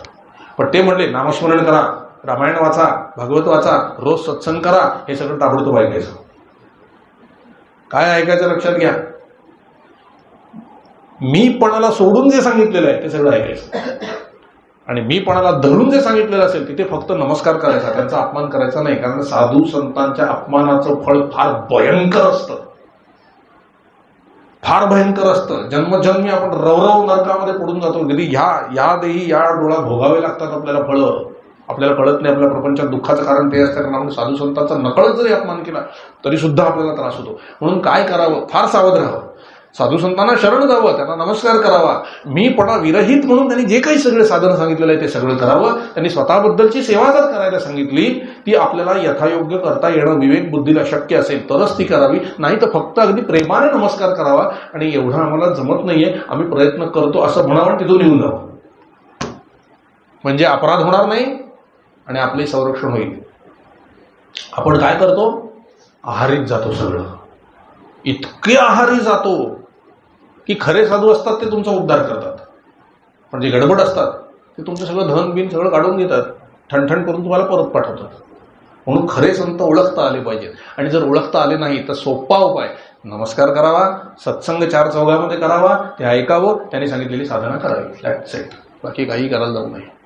नामस्मरण, वाचन, त्यांनी सांगितलं आमकी सेवा करा, आपल्या आवाक्यात आहे का बघायचं. करता आली जरूर करा, नाही करता आली मनाने नमस्कार करावा श्रीकृष्ण समजून आणि तिथून निघून जावं. लक्षात, हे सेफ आहे.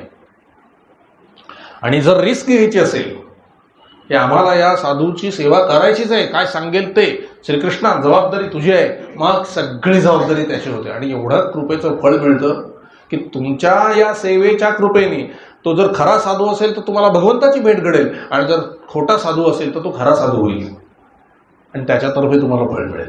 पण एवढी हिंमत सहसा कोणाची नसते. म्हणून सेफेस्ट वे बरं आहे, मगाशी सांगितलं तसा, हे साधू संतांची सेवा. म्हणून नारद मुनींना सुद्धा आकाशवाणी काय झाली, बाकी कुठले उपाय नाही सांगितले. काय म्हणाले, संतांना शरण जा, साधूला शरण जा, ते तुम्हाला तिथे उपाय सापडेल. आता गंमत बघा, आधी तर एक सांगतो, भक्ती कष्ट झाले भक्तीला सुद्धा कष्ट होतात का? हो. केव्हा होतात भक्तीला कष्ट? जेव्हा ज्ञान आणि वैराग्य आजारी पडतात. ज्ञान आणि वैराग्य आजारी केव्हा पडतात? कलियुगात. कलियुग म्हणजे काय? ज्ञान आणि वैराग्य आजारी पडणे म्हणजे कलियुग म्हणजे काय? ज्ञान आपल्याला माहिती असून सुद्धा आपल्याला ते खरं वाटत नाही आणि आपण चिंता करतो, तिथे ज्ञान आजारी पडतं. म्हणजे काय? महाराजांनी सांगितलेलं आहे की कुठल्याही रोगाने तुमचा मृत्यू होत नाही. तुमचा मृत्यू जवळ आला की रोग निमित्त होतं, हे ज्ञान आपल्याकडे आहे, तरी सुद्धा महामारीला आपण घाबरलो, कारण नसताना की ज्ञान आजारी पडतं.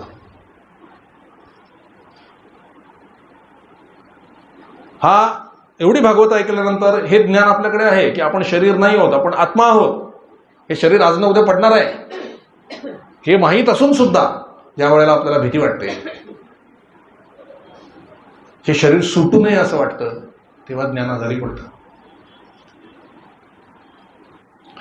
जे जे आपल्या प्रपंचामध्ये घटना घडतात त्या सगळ्या प्रारब्धाने चाललेल्या असतात. प्रारब्धाने सगळं होत आहे. प्रारब्धेची जोडे धन आणि प्रारब्धेची जोडे मान, या दोन गोष्टी तरी प्रारब्ध सगळ्यात आहेतच, पण या दोन गोष्टी प्रारब्धाच्या अधीन आहेत. की मला किती पगार मिळायचा ठरलेला आहे, प्रारब्धेची जोडे धन, आणि मला किती समाजामध्ये किती मान मिळायचा हेही ठरलेलं आहे. हे माहिती असताना सुद्धा की ते ठरलेलं असतं हे माहीत असताना सुद्धा जेव्हा आम्हाला जास्त पैशाची अपेक्षा असते किंवा जास्त मानाची अपेक्षा असते तेव्हा ज्ञान आजारी पडतं. आता ज्ञान आजारी पडलं की वैराग्य आजारी पडणार. वैराग्य म्हणजे काय? हवे नकोपणा.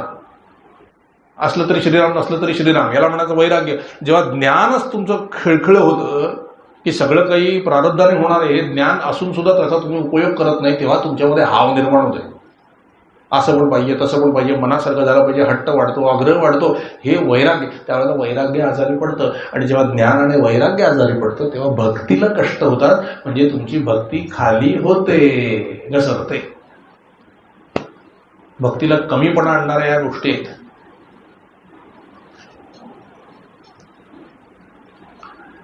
किती लोकांना माहिती आहे की मोबाईलमुळे आपण आजारी पडतो. हे ज्ञान किती लोकांकडे आहे. मोबाईलमुळे त्रास होतो आणि मोबाईल हा आमच्या डोक्याचे गडबड करणारा प्रकार आहे. आम्हाला तो परमार्थ साधू देत नाही. किती परमार्थाच्या पूर्वीचे साधू संत मी लकी म्हणेन नशीबवान आहेत बिचारे. त्यावेळेला मोबाईल नव्हते म्हणून जगबीग झाले त्यांचे. आता ते कसं व्हायचं? खूप मोठं डिस्ट्रॅक्शन आहे. तुमचं चित्त विचलित करण्याचं फार मोठं साधन ते आहे. त्याचा जर तुम्ही योग्य उपयोग केला नाही तर ते तुम्हाला बुडवल्याशिवाय राहणार नाही. काय त्याचा उपयोग? त्याच्यावर फक्त सत्संग ऐकायला पाहिजे. साधू संतांचे दर्शन घ्यायला पाहिजे. लांब नाही जात आहेत तुम्हाला. आता वृंदावनला नाही जात आहेत ना टाईप करा वृंदावन साधू संत. हजारो साधू संत येतील. घ्या दर्शन. हे जास्त सेफ आहे कारण त्यांच्याशी डायरेक्ट संबंध येत नाही. घ्या ना दर्शन. काय हरकत आहे? त्याच्यासाठी वापरा. नको तिथे वापरत की वेळ असा वाया जातो ना. आणि मग कसली बघा तुम्ही हे करून बघा 1-1.5-2 तास तुम्ही मोबाईल वापरून बघा. तिसऱ्या तासाला तुमच्याकडे जपाची इच्छा होणार नाही वाचायची इच्छा होणार नाही काही करायची इच्छा होणार नाही. डोकं खराबच केलेलं असतं त्या मोबाईलने. आणि मोठमोठे वर्षानुवर्ष तपश्चर्या केलेले सुद्धा बुडतात. मी असे काही साधू आत्ता बघितले या काळामध्ये. गुहेत बसलेले होते शेजारी मोबाईल होता मागे फॅन चालू होता वरती एसी चालू होता. याला काय साधुत्व म्हणणार आहे?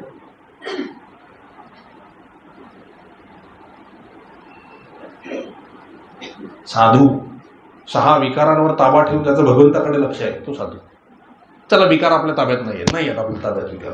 त्याच्याकडे तर लक्ष ठेवू शकतो की नाही? त्याच्याकडे लक्ष ठेवणं हे साधुत्वाचं लक्षण आहे. आपोआप तुम्ही साधू होणार. भगवंत गीतेत काय सांगतात? कितीही अपराधी असू देत तो माझ्या मार्गाला लागला सुरुवात झाली की तो साधूच समजला पाहिजे. कारण मी त्याला तसा राहूच देत नाही. मी त्याला साधू करूनच सोडतो. हे बघा इस्त्री चालू आहे तापलेली आहे. रागाने तुम्ही ठोसा मारा त्याला किंवा प्रेमाने मिठी मारा त्या इस्त्रीला. परिणाम काय होणार आहे? माझा आवडता कपडा म्हणून तुम्ही ठेवा बरं 5 मिनिटं त्या कपड्यावर गरम इस्त्री. उचलूच नका 10 मिनिटं. काय होईल? ती त्याचा परिणाम दाखवल्याशिवाय राहणार नाही. हे जसं आहे ना तसं भगवंताला तुम्ही क्रोधाने चिकटा प्रेमाने चिकटा चौकशी करायची म्हणून अगदी चिकित्सा म्हणून चिकटा कसंही तुम्ही भगवंताला चिकटा परिणाम समाधान आनंद प्रेम भक्ती मिळाल्याशिवाय राहणार नाही. रावण हिरण्यकश्यपू कंस हे सगळे क्रोध मार्गाने गेलेले भक्त आहेत. 24 तास त्यांचं चिंतन होतं. ते कंसाला तर किती त्रास व्हायचा. तर जेवणात सुद्धा विष्णूच दिसायचा. विष्णू म्हणून उठायचा बघा तो. ग्लासात पाणी प्यायला सुद्धा विष्णू. आपल्यापेक्षा भाग्यावर आहे. त्याला चिंतन जास्त आहे भगवंताचं. आम्हाला मोबाईल चिंतन असतं. एकीकडे मोबाईल एकीकडे चाललंय. अहो किती ते भक्ती पोस्ट करतात. आतमध्ये पोस्ट करायला पाहिजे हो. बाहेर पोस्ट करून काय होणार आहे? मी काय म्हणतो ते एखादं छान भक्तीचा वाचलं ना की 2 दिवस आचरणात आणावं आणि 3ऱ्या दिवशी पोस्ट करावं. होऊच शकणार नाही पोस्ट 3ऱ्या दिवशी. कारण वाटेल अजून काय आचरण नाही याच्यातून. एक सांगतो तुम्ही पोस्ट करून बघा. 2 दिवस प्रयत्न करा. मौन हे भक्तीचं धारधार शस्त्र आहे. करा ट्राय. मौन बाळगा 2 दिवस. राहते का बघा. असं अस्वस्थ होतं ना. बघा आपलं मन किती आपल्याला फसवतं. ऑफिसमध्ये रात्र दिवस नोकरी करत होतो. रात्री 11, 12 घरी कधी जातो असं होत होतं. आणि आता घरात डांबून ठेवलं वर्षभर तर बाहेर कधी जातो ऑफिसला कधी जातो असं झालेलं आहे बघा. तुमचंच मन तुम्हाला किती फसवतं. नेमकं तर तुम्हाला विचारलं, तुम्हाला नेमकं काय पाहिजे बाबा, घरी बसायचं की बाहेर जायचंय? बाहेर असतो तेव्हा घरी बसावं वाटतं, घरी असतो तेव्हा बाहेर बसावं असं वाटतं. आहे की नाही बघा. असो, ज्ञान आणि वैराग्य आजारी कधी पडतात? कलियुगामध्ये ह्या गोष्टींचा प्रभाव झाला की आपल्याला ज्ञान माहिती आहे, नॉलेज आहे, आपल्याकडे नॉलेज आहे की सगळ्या गोष्टी घटना का घडतात, तरी सुद्धा ज्यावेळेला आपण काळजी करतो आणि आग्रह करतो आणि हट्ट करतो तेव्हा ज्ञान आजारी पडतं, त्याच्यानंतर वैराग्य आजारी पडतं आणि याच्यामुळे भक्ती आजारी पडते. म्हणजे भक्ती क्षीण होते, कमी होते. म्हणून भक्ती क्षीण होऊ द्यायची नसेल तर भगवंताला अखंड चिकटून राहतो.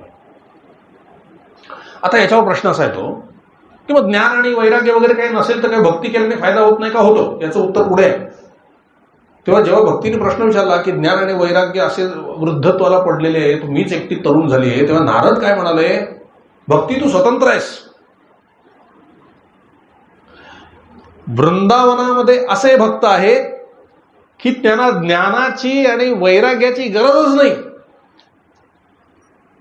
त्यांना फक्त भक्ती पाहिजे. भक्तीचा सरळ अर्थ काय माहितीये का?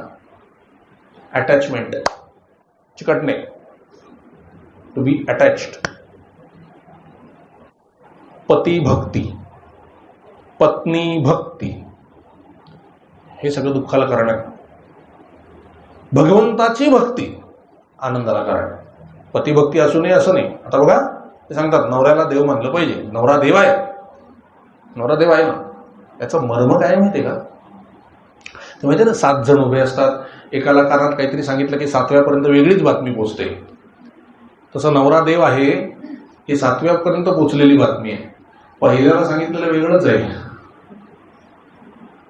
पहिल्याला काय सांगितलंय? नवऱ्यामध्ये देव बघावा, जे जे जे भेटे भूत ते ते मानिजे भगवंत. हा भक्तियोग निश्चित जाणं, माझा प्रत्येकात परमेश्वर आहेच, तो तुमच्यातही आहे, पण त्याच्यात जर बघितला ना तर तो सगुण देव झाला. तो त्याच्या मनबुद्धी चित्त अहंकार देह बघू नका, त्याच्यातला परमात्मा श्रीकृष्ण बघा, म्हणजे श्रीकृष्णावर तुमचं प्रेम होईल. काय सांगितलं? नवऱ्यामध्ये देव पहा, सासू सासऱ्यांमध्ये देव पहा. 7व्यापर्यंत बातमी काय आली? नवरा देव आहे, सासू सासरे देव आहेत. महा कोण आहे? हे देव आहेत, तो महा कोण आहे? देव स्वरूप आहेत, देव नाही आहे. देव एकच आहे, श्रीकृष्ण परमात्मा. बाकी सगळे देव स्वरूप आहेत. बघा, आपण पूर्वी पत्र लिहायचो ना, तीर्थरूप म्हणजे आई वडील, आणि तीर्थस्वरूप काका काकू. म्हणजे तीर्थ म्हणजे काय? तीर्थ वेगळं आहे ना, तीर्थ वेगळं, तीर्थरूप वेगळं आणि तीर्थस्वरूप वेगळं. असं देव वेगळा, देवरूप निराळं, देवस्वरूप निराळं. पती पत्नी सासू सासरे देवस्वरूप आहे, त्यांच्यामध्ये देवाचं स्वरूप बघा. आणि 24 तास तुम्ही जर ते बघत राहिलात ना तर ॲटोमॅटिक उद्धार आहे, कारण तुम्ही त्या श्रीकृष्णाशी अटॅच झालेला. त्यांच्यातल्या श्रीकृष्ण समजून सेवा केली की ती डायरेक्ट सेवा श्रीकृष्णालाच पोचते. म्हणून नवऱ्याच्या उलट्या सुलट्या वागण्याला मग तुम्ही क्रोधित होत नाही, कारण तुम्हाला माहिती आहे हे जरी भगवान श्रीकृष्ण असले तरी आता यांची पोझिशन खाली आलेली आहे. बघा मी काय सांगतोय, कळतंय ना? देहबुद्धीमुळे यांची पोझिशन कमी आलेली आहे, खाली आली आहे, तरी सुद्धा हे कृष्णच आहेत.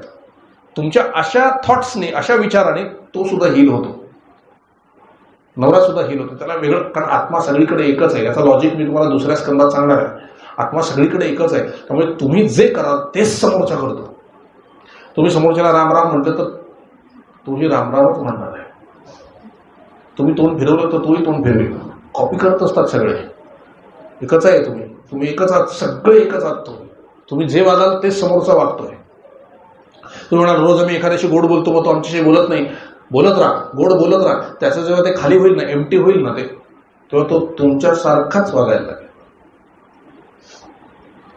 लोकांनी आपल्याशी जे वागावं असं आपल्याला वाटतं ना, ते आपण त्यांच्याशी आधी वागावं.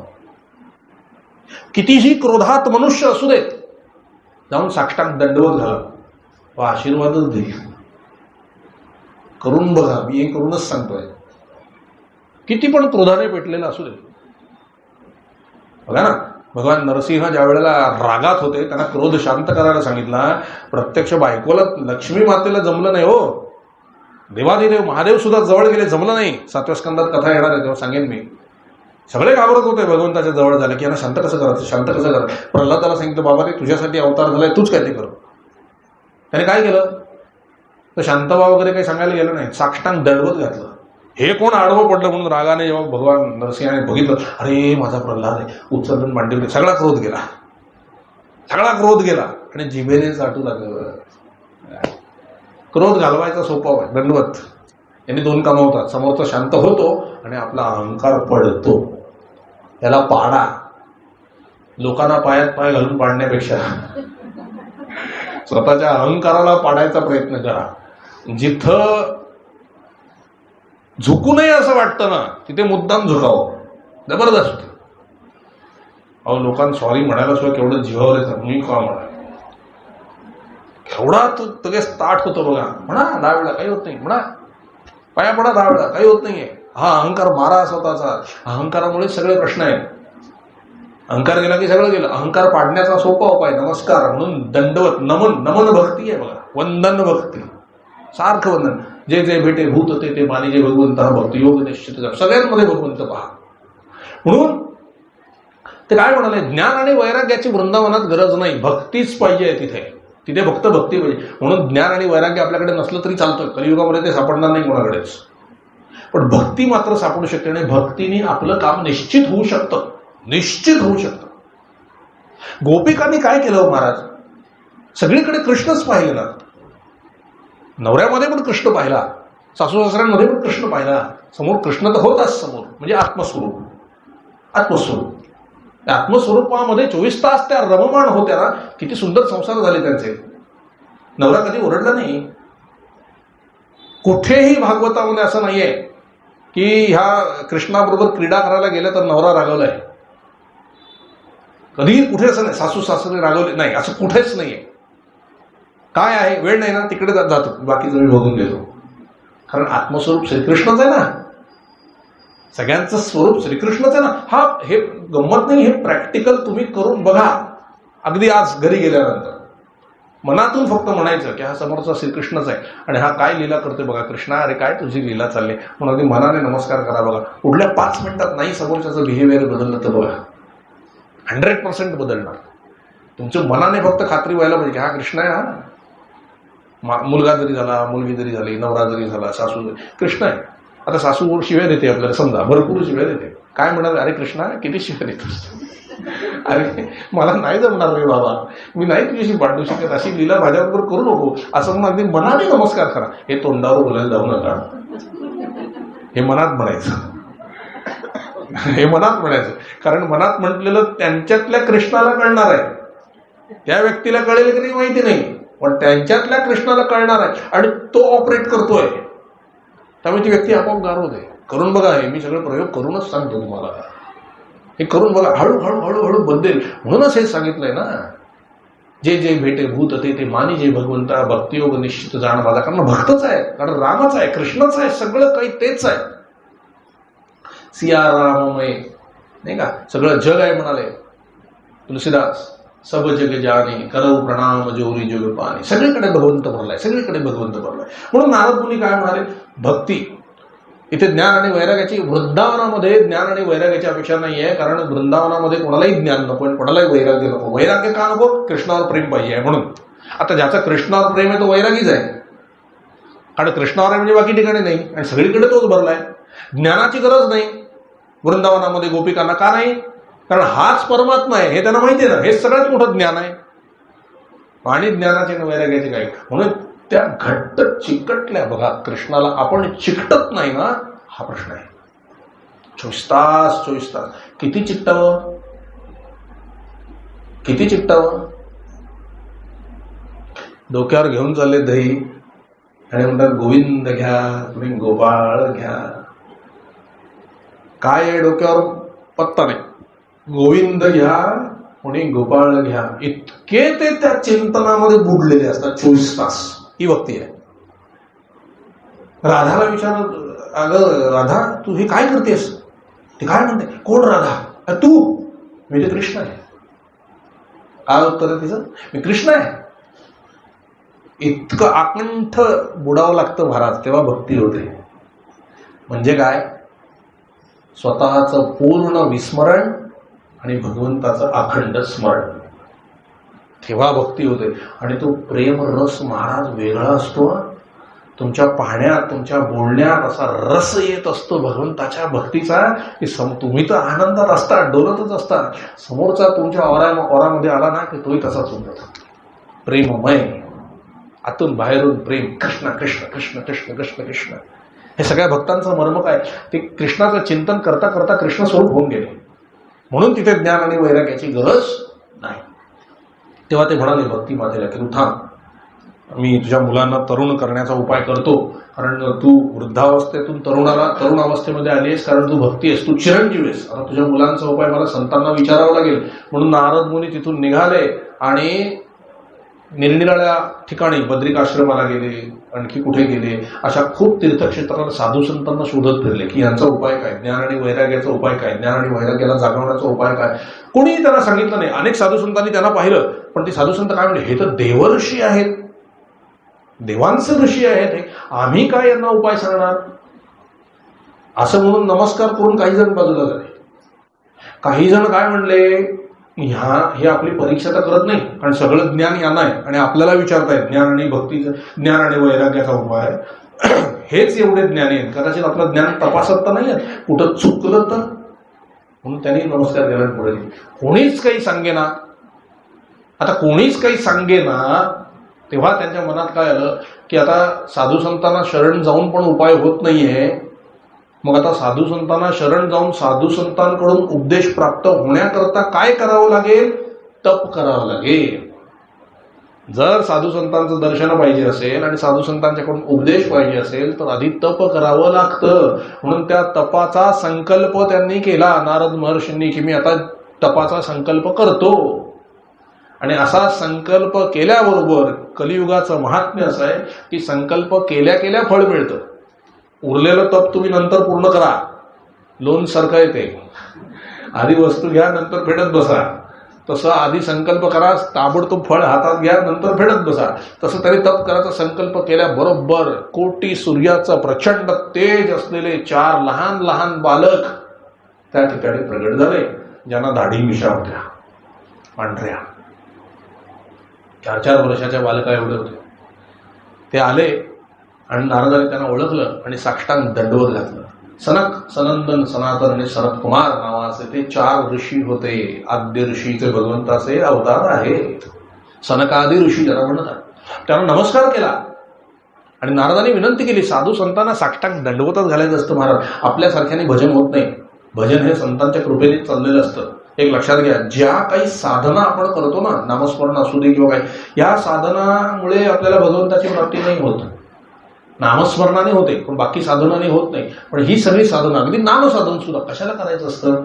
संतांची कृपा होण्यासाठी. कारण आपल्याला जो परमेश्वर प्राप्त होणार असतो तो संतांच्या कृपेने होतो, परमेश्वराच्या कृपेने होतो. ती कृपा साध्य करून घेण्यासाठी साधन करायचं असतं. म्हणून नामस्मरण केलं की महाराज म्हणाले, मुंगळ्याला जसं खडी साखर ठेवली की आमंत्रण द्यायला लागत नाही, तसं म्हणाले नाम घेतलं की संतांना आमंत्रण द्यायला लागत नाही, ते येऊन चिकटतात. म्हणजेच काय, नामस्मरणाने संत खेचले जातात आणि तुम्ही नमस्कार केला की तुम्हाला उपदेश करतात. त्याप्रमाणे सनकादी ऋषी आल्याबरोबर नारद मुनी नमस्कार केला, साष्टांग दंडवत घातलं. म्हणून संत सेवा ही खूप महत्वाची आहे. मगाशी मी सांगितलं, पण आता असंही सांगेल की थोडी रिस्क घ्या भगवंताच्या भरोशावर आणि साधू सेवा करा. त्याचं फळ तुम्हाला निश्चित आहे. तुमचा जन्म वाया जात नाही. भगवंताच्या प्राप्तीचा जर काही शॉर्टकट असेल तो संतांची सेवा आहे, संत सेवा आहे. नारद मुनींनी साष्टांग दंडवत घातलं त्या ठिकाणी आणि सनकादिक ऋषींना विचारलं की तुम्ही एवढे महान ऋषी आहात. आता त्यांचं महानपणाचं सूत्र सांगितलंय बरं. ते काय म्हणाले, तुम्ही महान आहात का? कारण श्री हरी शरणम हा मंत्र सारखा तुमच्या मुखात असतो. कुठला मंत्र असतो? श्री हरी शरणम. याचा अर्थ कळला? शरणागती हे त्याचं सूत्र आहे. जर तुम्हाला भगवंताची प्राप्ती हवी असेल तर ती शरणागतीने होते. म्हणून शरण सारखं म्हणून संत सेवा, नामस्मरण आणि शरणागती, शरणागतीने कृपा होते. आणि कृपा झाली की आपल्याला भगवंताचं दर्शन होतं. म्हणून हे सनकादिक ऋषी त्यांचं साधन काय, अखंड नामस्मरण आणि भगवंताला शरणागती, आणि त्यामुळे त्यांना भगवंताची प्राप्ती झाली. तेव्हा नारद मुनी म्हणाले, भगवान तुम्ही श्रीहरी शरणम हे वाक्य सारखं तुमच्या मुखामध्ये असतं, त्यामुळे आपण एवढे मोठे झालात, आपण माझा प्रश्न सोडवाल का? त्यामुळे त्याच्याकरताच मी आलो, त्याच्याकरताच आम्ही आलो. सोपाय म्हणले नारद मुनी, तुम्ही विसरलात व्यासांना ज्या वेळेला असंतोष झालेला होता तेव्हा तुम्ही त्यांना काय उपाय सुचवला होता? तेव्हा नारद मुनींच्या लक्षात असं आलं की अरे व्यास मुनींनी 17 पुराणं लिहिली आणि त्यांना असमाधान होतं, दुःखी बसले होते. तेव्हा नारद मुनी तिथे प्रगट झाले, म्हणले दुःखी का तुम्ही? तेव्हा व्यास महामुनी त्यांना म्हणाले, एवढी 17 पुराणं मी लिहिली पण अजून मला समाधान नाही झालं. तेव्हा नारद महर्षी म्हणाले, कसं होईल? या सगळ्या 17 पुराणांमध्ये तुम्ही इकडची माहिती, नद्यांची माहिती, पर्वतांची माहिती, सगळी माहिती दिली, पण भगवंताचं नाम, भगवंताचे भक्त आणि भगवंताचं चरित्र असं तुम्ही गायलंच नाही एकत्रित. ते ज्या वेळेला तुम्ही गाल तेव्हा तुमचं समाधान होईल. म्हणून त्यांना चतुश्लोकी भागवत सांगितलं आणि सांगितलं आता हे लिहा, आणि त्या 4 श्लोकी भागवताचं 18,000 श्लोक तयार केले, आणि तेव्हा व्यासांचं पूर्ण समाधान झालं. कारण भगवंताचे गुणान, रूप, लीला, गुण, धाम हे सगळं त्याच्यामध्ये आलं. आणि नामाचं वर्णन आलं, भगवंताचं चरित्राचं वर्णन आलं, भगवंताच्या भक्तांचं वर्णन आलेलं आहे. तेव्हा व्यासांना समाधान झालं, पूर्ण समाधान झालं व्यासांचं. आणि म्हणून हे 18वं पुराण शेवटचं पुराण ठरलं. आणि म्हणून याला बाकीची स्कंद पुराण, अग्नी पुराण, कुर्म पुराण असं होतं, पण याचं नाव काय पडलं? श्रीमद भागवत महापुराण. महापुराण हे एकच आहे, कारण संपतंय, शेवट आहे. म्हणून जे मोठे मोठे वेदवेत्ते असतात ना, त्यांची परीक्षा भागवताने घेतली जाते. ज्याला भागवत सांगता आलं त्याला सर्व वेद आणि उपनिषद कळली असा त्याचा अर्थ. मला काही कळलंय अशातला भाग नाही, पण एवढं नक्की सांगतो, ज्या अर्थी भागवत सांगायला इथं बसवलंय ते यश माझं नाहीये. ती बाकीच्या पुराणांचा अभ्यास न करता, फारसा शास्त्रांचं तत्वज्ञानाचा अभ्यास न करता डायरेक्ट भागवतापर्यंत पोहोचायचा नामस्मरण हा उपाय आहे. आणि हा माझा अनुभव आहे. नामाने सगळं ज्ञान आत प्रगट होतं आणि त्यातून भागवत सांगता येतं. म्हणून नामस्मरणाने सर्व सिद्धी आहेत. महाराज सांगतात ते आली बरोबर आहे, सगळे संत सांगतात ते बरोबर आहे, असू दे. तेव्हा त्यांना आठवलं की आपण त्यांना भागवत सांगितलं होतं. तेव्हा सनकादी म्हणाले, नारद मुनी मी तुम्हाला हेच सांगतोय, भागवत सांगा, भागवत सप्ताह यज्ञ सुरू करा. बरोबर ज्ञान आणि वैराग्य झाले होते. एवढा आनंद झाला त्यांना, प्रश्नाचं उत्तर मिळालं बरोबर. तेव्हा ते म्हणाले, प्रभो आपण केवढी मोठी कृपा केली, आणि आपल्याला भगवंताचे गुण गायला आवडतात ना, आता आपणच कथा करा. मी श्रोता होतो. कथा करतानाही आनंद आहे आणि श्रवण करतानाही आनंद आहे. हे बघा, श्रवण म्हणजे नुसतं श्रवण नाही आहे. ते तुम्हाला पुढची कथा आली की मी सांगेनच, पण एक शॉर्टकट सांगतो. श्रवणामध्ये कंस आहे, कंसात आहे लिहिलेलं. श्रवण भक्ती, कीर्तन भक्ती, नामस्मरण भक्ती, नवविधा भक्ती माहिती आहेत. पण श्रवण म्हणजे नुसतं श्रवण नाही आहे. कंसात ब्रॅकेटमध्ये काय माहिती आहे? चिंतन, मनन, निदिध्यासन याने मिळून श्रवण होतं. नुसतं श्रवण नाही, श्रवण त्याच्यानंतर चिंतन, मनन, निदिध्यासन. आज आपण दिवसभर जप करतो तरी आपल्या मनाचं कधी कधी समाधान होत नाही, उद्विग्न होतो का? चिंतन चाललेलं नाही. भगवंतांच्या लीलांचं चिंतन सतत डोक्यात पाहिजे, भगवंताचं चिंतन डोक्यात पाहिजे, त्यांच्या चरित्राचे चर्चा डोक्यात पाहिजे, चरित्र डोक्यात पाहिजे, त्याचं चिंतन. म्हणून कधी अस्वस्थ झालात ना की 2 मिनिटं थांबून चिंतन चेक करा काय चाललंय. आपल्या सगळ्या दुःखाला जर काही कारण असेल तर ते चिंतन आहे. म्हणजे थॉट्स, सगळे विचार, डोक्यात चाललेले विचार हेच सर्वनाशाला कारणीभूत आहेत. हेच विचार आत्महत्या करायला प्रवृत्त करतात. हेच विचार सर्वनाशाला प्रवृत्त करतात. आपलं प्रत्येक कर्म हे विचारानुसारच होतं. म्हणून चिंतन चेंज करायला पाहिजे, विचार बदलायला पाहिजेत. चेक करा काय चाललंय आतमध्ये. भगवंताचं सोडून जर काही चाललेलं असेल तर ते तुम्हाला फ्रस्ट्रेशनकडेच नेणार आहे. आणि जर फक्त भगवंताचा विचार चालू असेल ना, तुम्हाला मनाला समाधान मिळेल पूर्ण. कुठलाही जगातला प्रॉब्लेम असू दे, चिंतन चेंज करा इमिजिएटली. आणि ती सावधानता टिकत नाही आपली, म्हणून नामस्मरण सांगितलं. नाम घेता घेता चिंतन बरोबर आपलं बदलतं, आपल्या नकळत आपलं चिंतन बदलतं. प्रेमाने भगवंताच्या समोर बसून 10 मिनिटं सुद्धा तुम्ही नामस्मरण केलं की तुमचं चिंतन बदलतं. चिंतन बदललं पाहिजे म्हणून श्रवण. म्हणून नारद मुनी काय म्हणाले, मी श्रवण करतो. आता नारद महर्षी आहेत ते, ब्रह्मर्षी देवर्षी आहेत ते, कमी कथा ऐकल्या असतील का? तरी ऐकायला एवढं हौस. नारद मुनी सोडावं, देवादिदेव महादेव स्वयंभू आहेत ना ते, तरी भगवंताची कथा ऐकण्याची हौस आहे. किती त्या ती कथा दिव्य असली पाहिजे भगवंताची, की किती ऐकावं आणि कितीनी असं होतं.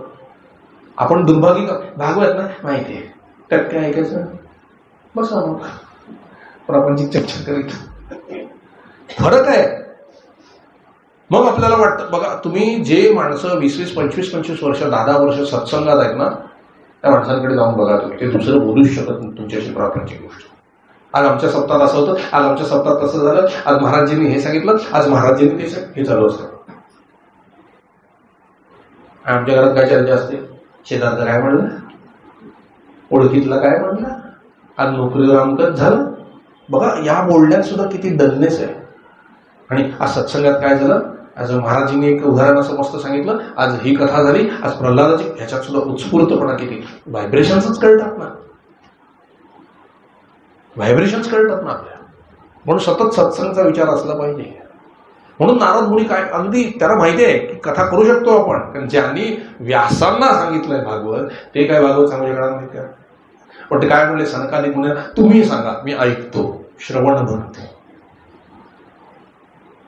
का वाटलं त्यांना असं, सांगू शकत होते भागवत कथा, पण त्यांना ऐकावं असं का वाटलं, त्यांना वाटलं अजून आपण दुसऱ्या पोझिशनला जाऊ शकत नाही.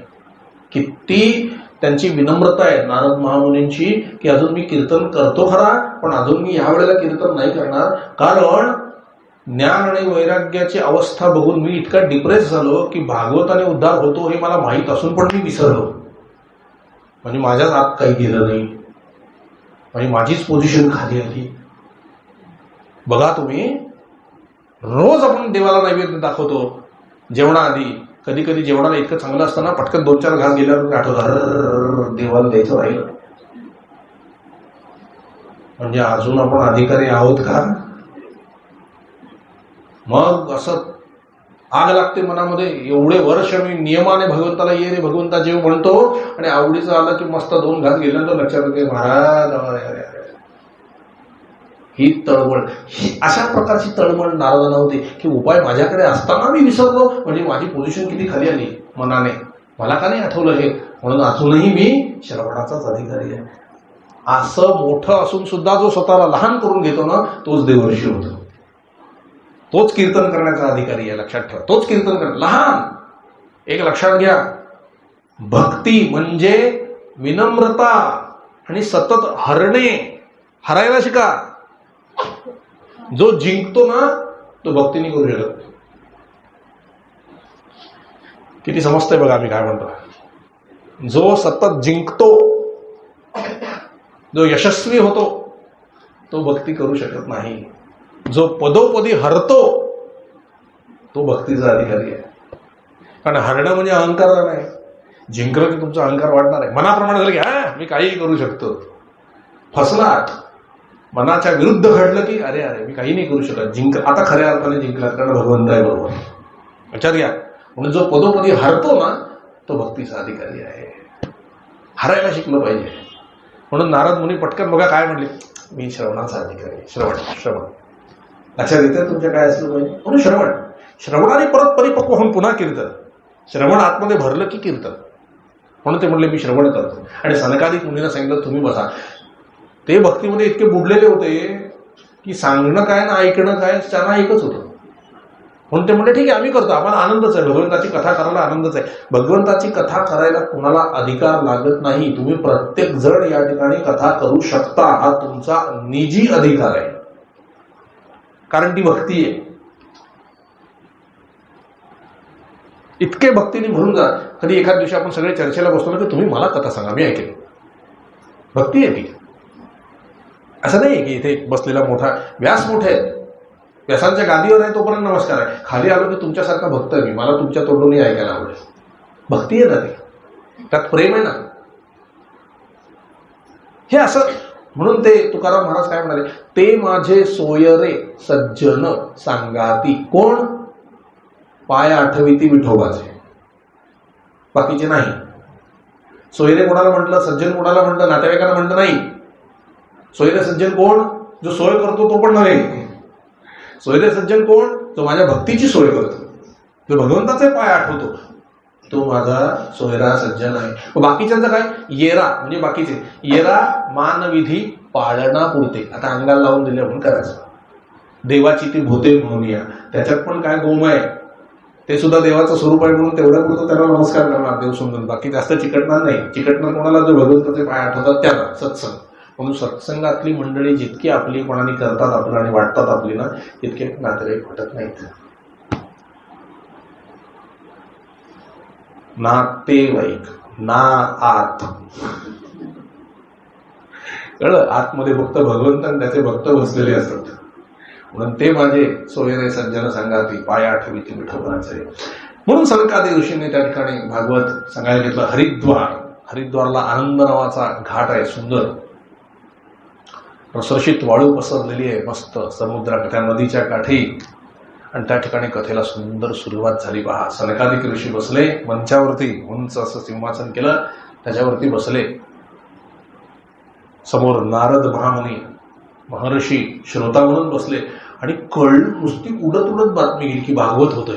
हे सगळे ऋषी धावत पडत त्या ठिकाणी जमले. असं म्हणतात 10-15 कोटीच्या पुढे साधू संत येऊन बसले होते सगळे. त्याच्यामध्ये परशुराम होते, पिप्पलाद ऋषी होते, वाल्मिकी महर्षी होते, सगळे हे शौनक सूत सगळे जेवढे म्हणून सगळे असतील सगळे ऋषी त्यावेळेला त्या ठिकाणी होते. जिथे भागवत कथा तिथे सगळे ऋषी येऊन बसतात. आणि खरं सांगतो, जसं रामकथा होताना हनुमंत असतो ना, तसं भागवत कथा चाललेली असताना सर्व साधू संत हजर असतात, सूक्ष्म रूपाने. आता तुम्ही मोजकेच आहात, पण अगदी दाटी वाटीने भरलेले असतात इथे साधू संत. मांडीला मांडी लावून बसलेले असतात सगळे साधू संत, कारण त्यांना ऐकायचं असतं. इतकी गर्दी असते. म्हणून ही जी प्रसन्नता वाटते ना, छान वाटतं ना, हे ते साधू संत असल्यामुळे वाटतं. आणि भागवताचा महिमा आहे. त्या ठिकाणी सनकादिक मुनींनी भागवत सांगायला सुरुवात केली. हजारो करोडो ऋषी त्या ठिकाणी जमले. सगळे ऋषी त्या ठिकाणी आनंदाने ऐकायला बसले. आणि सनकादिकांनी भागवताला नमस्कार केला आणि पहिलं पान उघडलं. पहिलं पान उघडल्याबरोबर असा एक मस्त चमत्कार त्या ठिकाणी झाला. भक्ती, ज्ञान आणि वैराग्य तिघांनाही तरुण स्वरूप प्राप्त झालं होतं. सगळे तरुण झाले होते आणि पटकन तिकडून आले आणि पहिल्या रांगेत बसले. नारदांना आश्चर्य वाटलं, अजून भागवत सांगायचं लांबच राहिलं, पहिलंच पान उघडलं आणि तरुण होऊन आले. एवढा भागवताचा महिमा. तेव्हा सनकादिक मुनी हसले आणि काय म्हणले, त्यात कठीण काय, भक्ती, ज्ञान आणि वैराग्य ग्रंथातच आहे, उघडल्याबरोबर बाहेर पडले. अर्थ कळला? भक्ती, ज्ञान, वैराग्यासाठी इतर कुठे जायची गरज नाही. भागवत ऐकलं की तिन्ही प्राप्त होतात आणि तरुण होतात. म्हणजे जे डलनेस आलेला असतो ना भक्ती, ज्ञान, वैराग्यामध्ये, ते पुन्हा उत्स्फूर्त होतात, फ्रेश होतात. फ्रेशनेस असा त्याचा अर्थ आहे, पुन्हा जागा होतं. म्हणून सतत सत्संग का करायचा असतो? आपल्यातलं नामस्मरणाची आवड जागी होण्याकरता, ज्ञान जागा होण्याकरता, वैराग्य जागा होण्याकरता, भक्ती पुन्हा पुनरुज्जीवन होण्याकरता, फ्रेश होण्याकरता, वाढण्याकरता सत्संग करायचा. आणि मग त्या ठिकाणी पूर्ण 7 दिवसाची भागवत कथा झाली. आणि 7व्या दिवशी चमत्कार असा झाला, सगळी भक्त मंडळी विमानात बसून खाली आली. पहा, भक्त प्रल्हाद आलेले आहे, ध्रुव आलेले आहे, नंद आलाय, सुनंद आलेला आहे, अनेक जलंधर नावाचा एक भक्त होता, भगवान श्री हरी विष्णूचा, तो ठिकाणी आलेला आहे, देवादिदेव, महादेव, ब्रह्मदेव सगळे आले. आणि सगळ्यांच्या गळ्यामध्ये टाळ महाराज, सगळे अगदी विष्णू भक्तांसारखं भजन करत करत जय जय नारायण नारायण हरी हरी, जय जय नारायण नारायण हरी हरी भजन करत करत नाचायला लागले. हेही सगळे उठून तिकडे कीर्तन करायला लागले. आणि इतका कीर्तनाचा महिमा बघून तो कसा राहील महाराज, गरुडाचं विमान घेऊन पिवळ पितांबर नेसलेले नीलवर्ण श्यामवर्ण शंख चक्र गदा पद्म धारण केलेले कौस्तुभ मणी गळ्यामध्ये शोभत होता. सोनेरी रंगाची मेखला शोभत होती, गळ्यामध्ये वनमाला शोभत होती, सुंदर किरीट कुंडले घातलेले असं भगवान श्रीकृष्ण भगवान श्रीहरी गरुडावर बसून त्या ठिकाणी आले आणि ते सरळ खाली उतरले त्या भक्तांच्या मेळाव्यात. ते खाली आल्याबरोबर सगळे श्रीकृष्ण स्वरूप झाले. ओळखायचा कसा भगवंत? वत्स चिन्ह आणि कौस्तुभमणी आणि वनमाला, या 3 गोष्टी भगवंताच्या असतात. तिथे भगवंतानी ध्रुवाच्या गळ्यातला टाळा आपल्या गळ्यात घेतला आणि स्वतः कीर्तन करू लागले, जय जय नारायण नारायण हरी हरी, जय जय नारायण नारायण हरी हरी. सगळीकडे दंगा झाला भजनाचा, सगळे भजन करू लागले, सगळे नाचू लागले, तृप्त झाले सगळे. आणि मग भगवंत सगळ्या आपल्या भक्तांना विमानामध्ये त्यांनी बसवलं आणि स्वतः गरुडाच्या विमानामध्ये बसून पुन्हा आपल्या वैकुंठ लोकामध्ये गेले. असा हा भक्तीचा महिमा सूतजींनी शौनकजींना सांगितलेला आहे. तेव्हा शौनकजी म्हणाले, आता मला भक्तीचा महिमा कळला ना? कळला म्हणाले भक्तीचा महिमा. आम्हाला आता अजून एक असं उदाहरण द्या की ह्याच कलियुगामध्ये असं अजून कोणी तरुण गेलेलं आहे का या भक्तीमुळे? ते म्हणाले, सांगतो, पण ते उद्याच्या प्रवचनामध्ये आपण सांगू. आज आपली वेळ संपत आलेली आहे. आता आपण आरती घेऊ आणि उद्या पुन्हा सुरुवात करू. काय कृपा आहे भगवंताची. मला असं वाटत होतं 1 वर्षानंतर मला भागवत सांगता येईल का, म्हणून मी खरं दुपारी आमच्या माधुरीताईला फोन करणार होतो की मला काही आठवत नाहीये, काहीतरी तुम्ही सांगा. इथे येऊन गुरुजींना पण मी म्हटलं, गुरुजी आप कृपा करो तो भागवत होगी. आणि खरंच संतांच्या कृपेने भागवत झालंय बघा. इथे मला वाटलं नव्हतं इतकं सुंदर होईल. याचीच कृपा आहे. बोलवता धनी वेदनाची असू दे. आपल्या सगळ्यांना ऐकायचंय ना, तो आपल्याला ऐकवतो बरोबर, नाही का? खरोखर मी सांगतो, मला प्रार्थना आहे, तुमच्या सगळ्यांच्या चरणी प्रार्थना आहे. प्रापंचिक चर्चा करू नका. घरामध्ये सुद्धा भगवंताची चर्चा करा, भजन करा, नाम घ्या आणि सुखात आनंदात आयुष्य, त्याच्या जीवावर आयुष्य घालवा. खूप आनंद आहे त्यामध्ये, खूप आनंद आहे. स्वतःही करू नका चर्चा, दुसऱ्यालाही सांगू नका आणि त्याला करायला लावू नका. चिंतन भगवंताचं ठेवा. अखंड चिंतन विठोबाचे. तुकाराम महाराज काय म्हणाले? अखंड चिंतन विठोबाचे. गीता भागवत करीती श्रवण आणि अखंड चिंतन विठोबाचे. तुका म्हणे मज घडो त्यांची सेवा, तरी माझ्या दैवा पार नाही. तुकाराम महाराज. म्हणून असं अखंड चिंतन आपण करूया आणि उरलेला भाग उद्याच्या प्रवचनामध्ये आपण पाहूया. झालेली सेवा आज इथेच काही काल विरमूया. झालेली सेवा सद्गुरू चरणी, भगवंताच्या चरणी समर्पित करतो आणि येथेच काही काल विरमतो. जानकी जीवन स्मरण. जय जय राम. श्री अनंत कोटी ब्रह्मांड नायक राजाधिराज सच्चिदानंद सद्गुरु श्री ब्रह्म चैतन्य महाराज की जय. श्री ब्रह्मानंद महाराज की जय. जय जय रघुवीर समर्थ. विठ्ठला विठ्ठला विठ्ठला पुंडली गौरदा हरिविठ्ठल. श्री ज्ञानदेव तुकाराम पंढरीनाथ महाराज की जय. सद्गुरुनाथ महाराज की जय. जय जय रघुवीर समर्थ प्रभू. अरे विसरलोच मी पाणी प्यायचं.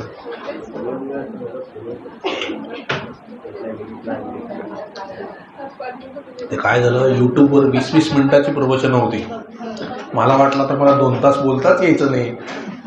वेळ आली होती की आता थांबा. एवढी भगवंताची कृपा झाली.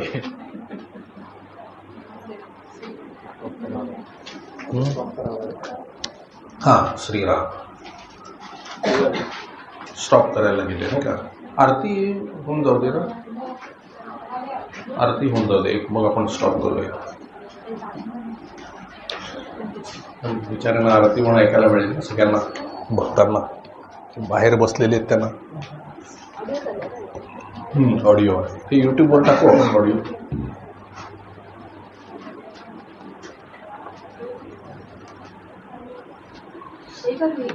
एकच आपली नेहमीची आरती. पंखा बंद करा, दोन्ही पंखे बंद करून टाका.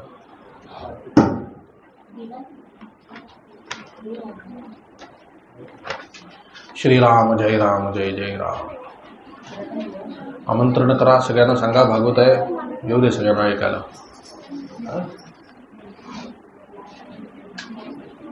चला आता आरती घेऊ. श्रीराम समर्थ. जय जय भगवन्ता गुणवन्ता जय श्री कमलाकान्ता जय जय भगवन्ता सुधर्म स्थापाया अवतरसि तू या युगायुगासी निर्दाळुनि दृष्टा निज भक्ता होशी मुक्तीचा दाता जय जय भगवंता बोधामृत द्याया जनते ते निर्मी अशी संता ते सात्विक भक्तीने त्वत्पद धरिता होशी मग आकळिता जय जय भगवंता ओवाळितो तुझना प्रेमाने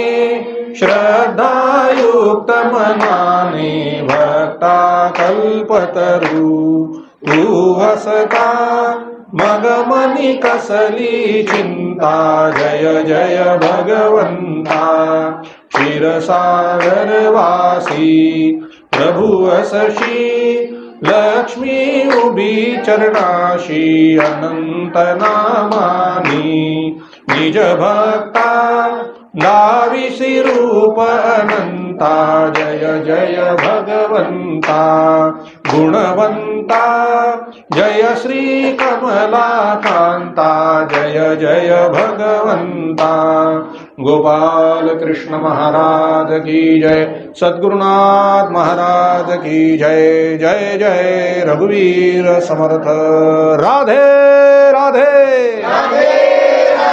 राधे राधे राधे राधे प्रभू हरे कृष्ण जय सियाराम. हे आता ऑडिओ झालेलं आहे, हे युट्यूबवर आपण 8 दिवसांनी टाकणार आहोत कथा पूर्ण झाल्या. हा जय सियाराम. श्रीराम श्रीराम श्रीराम.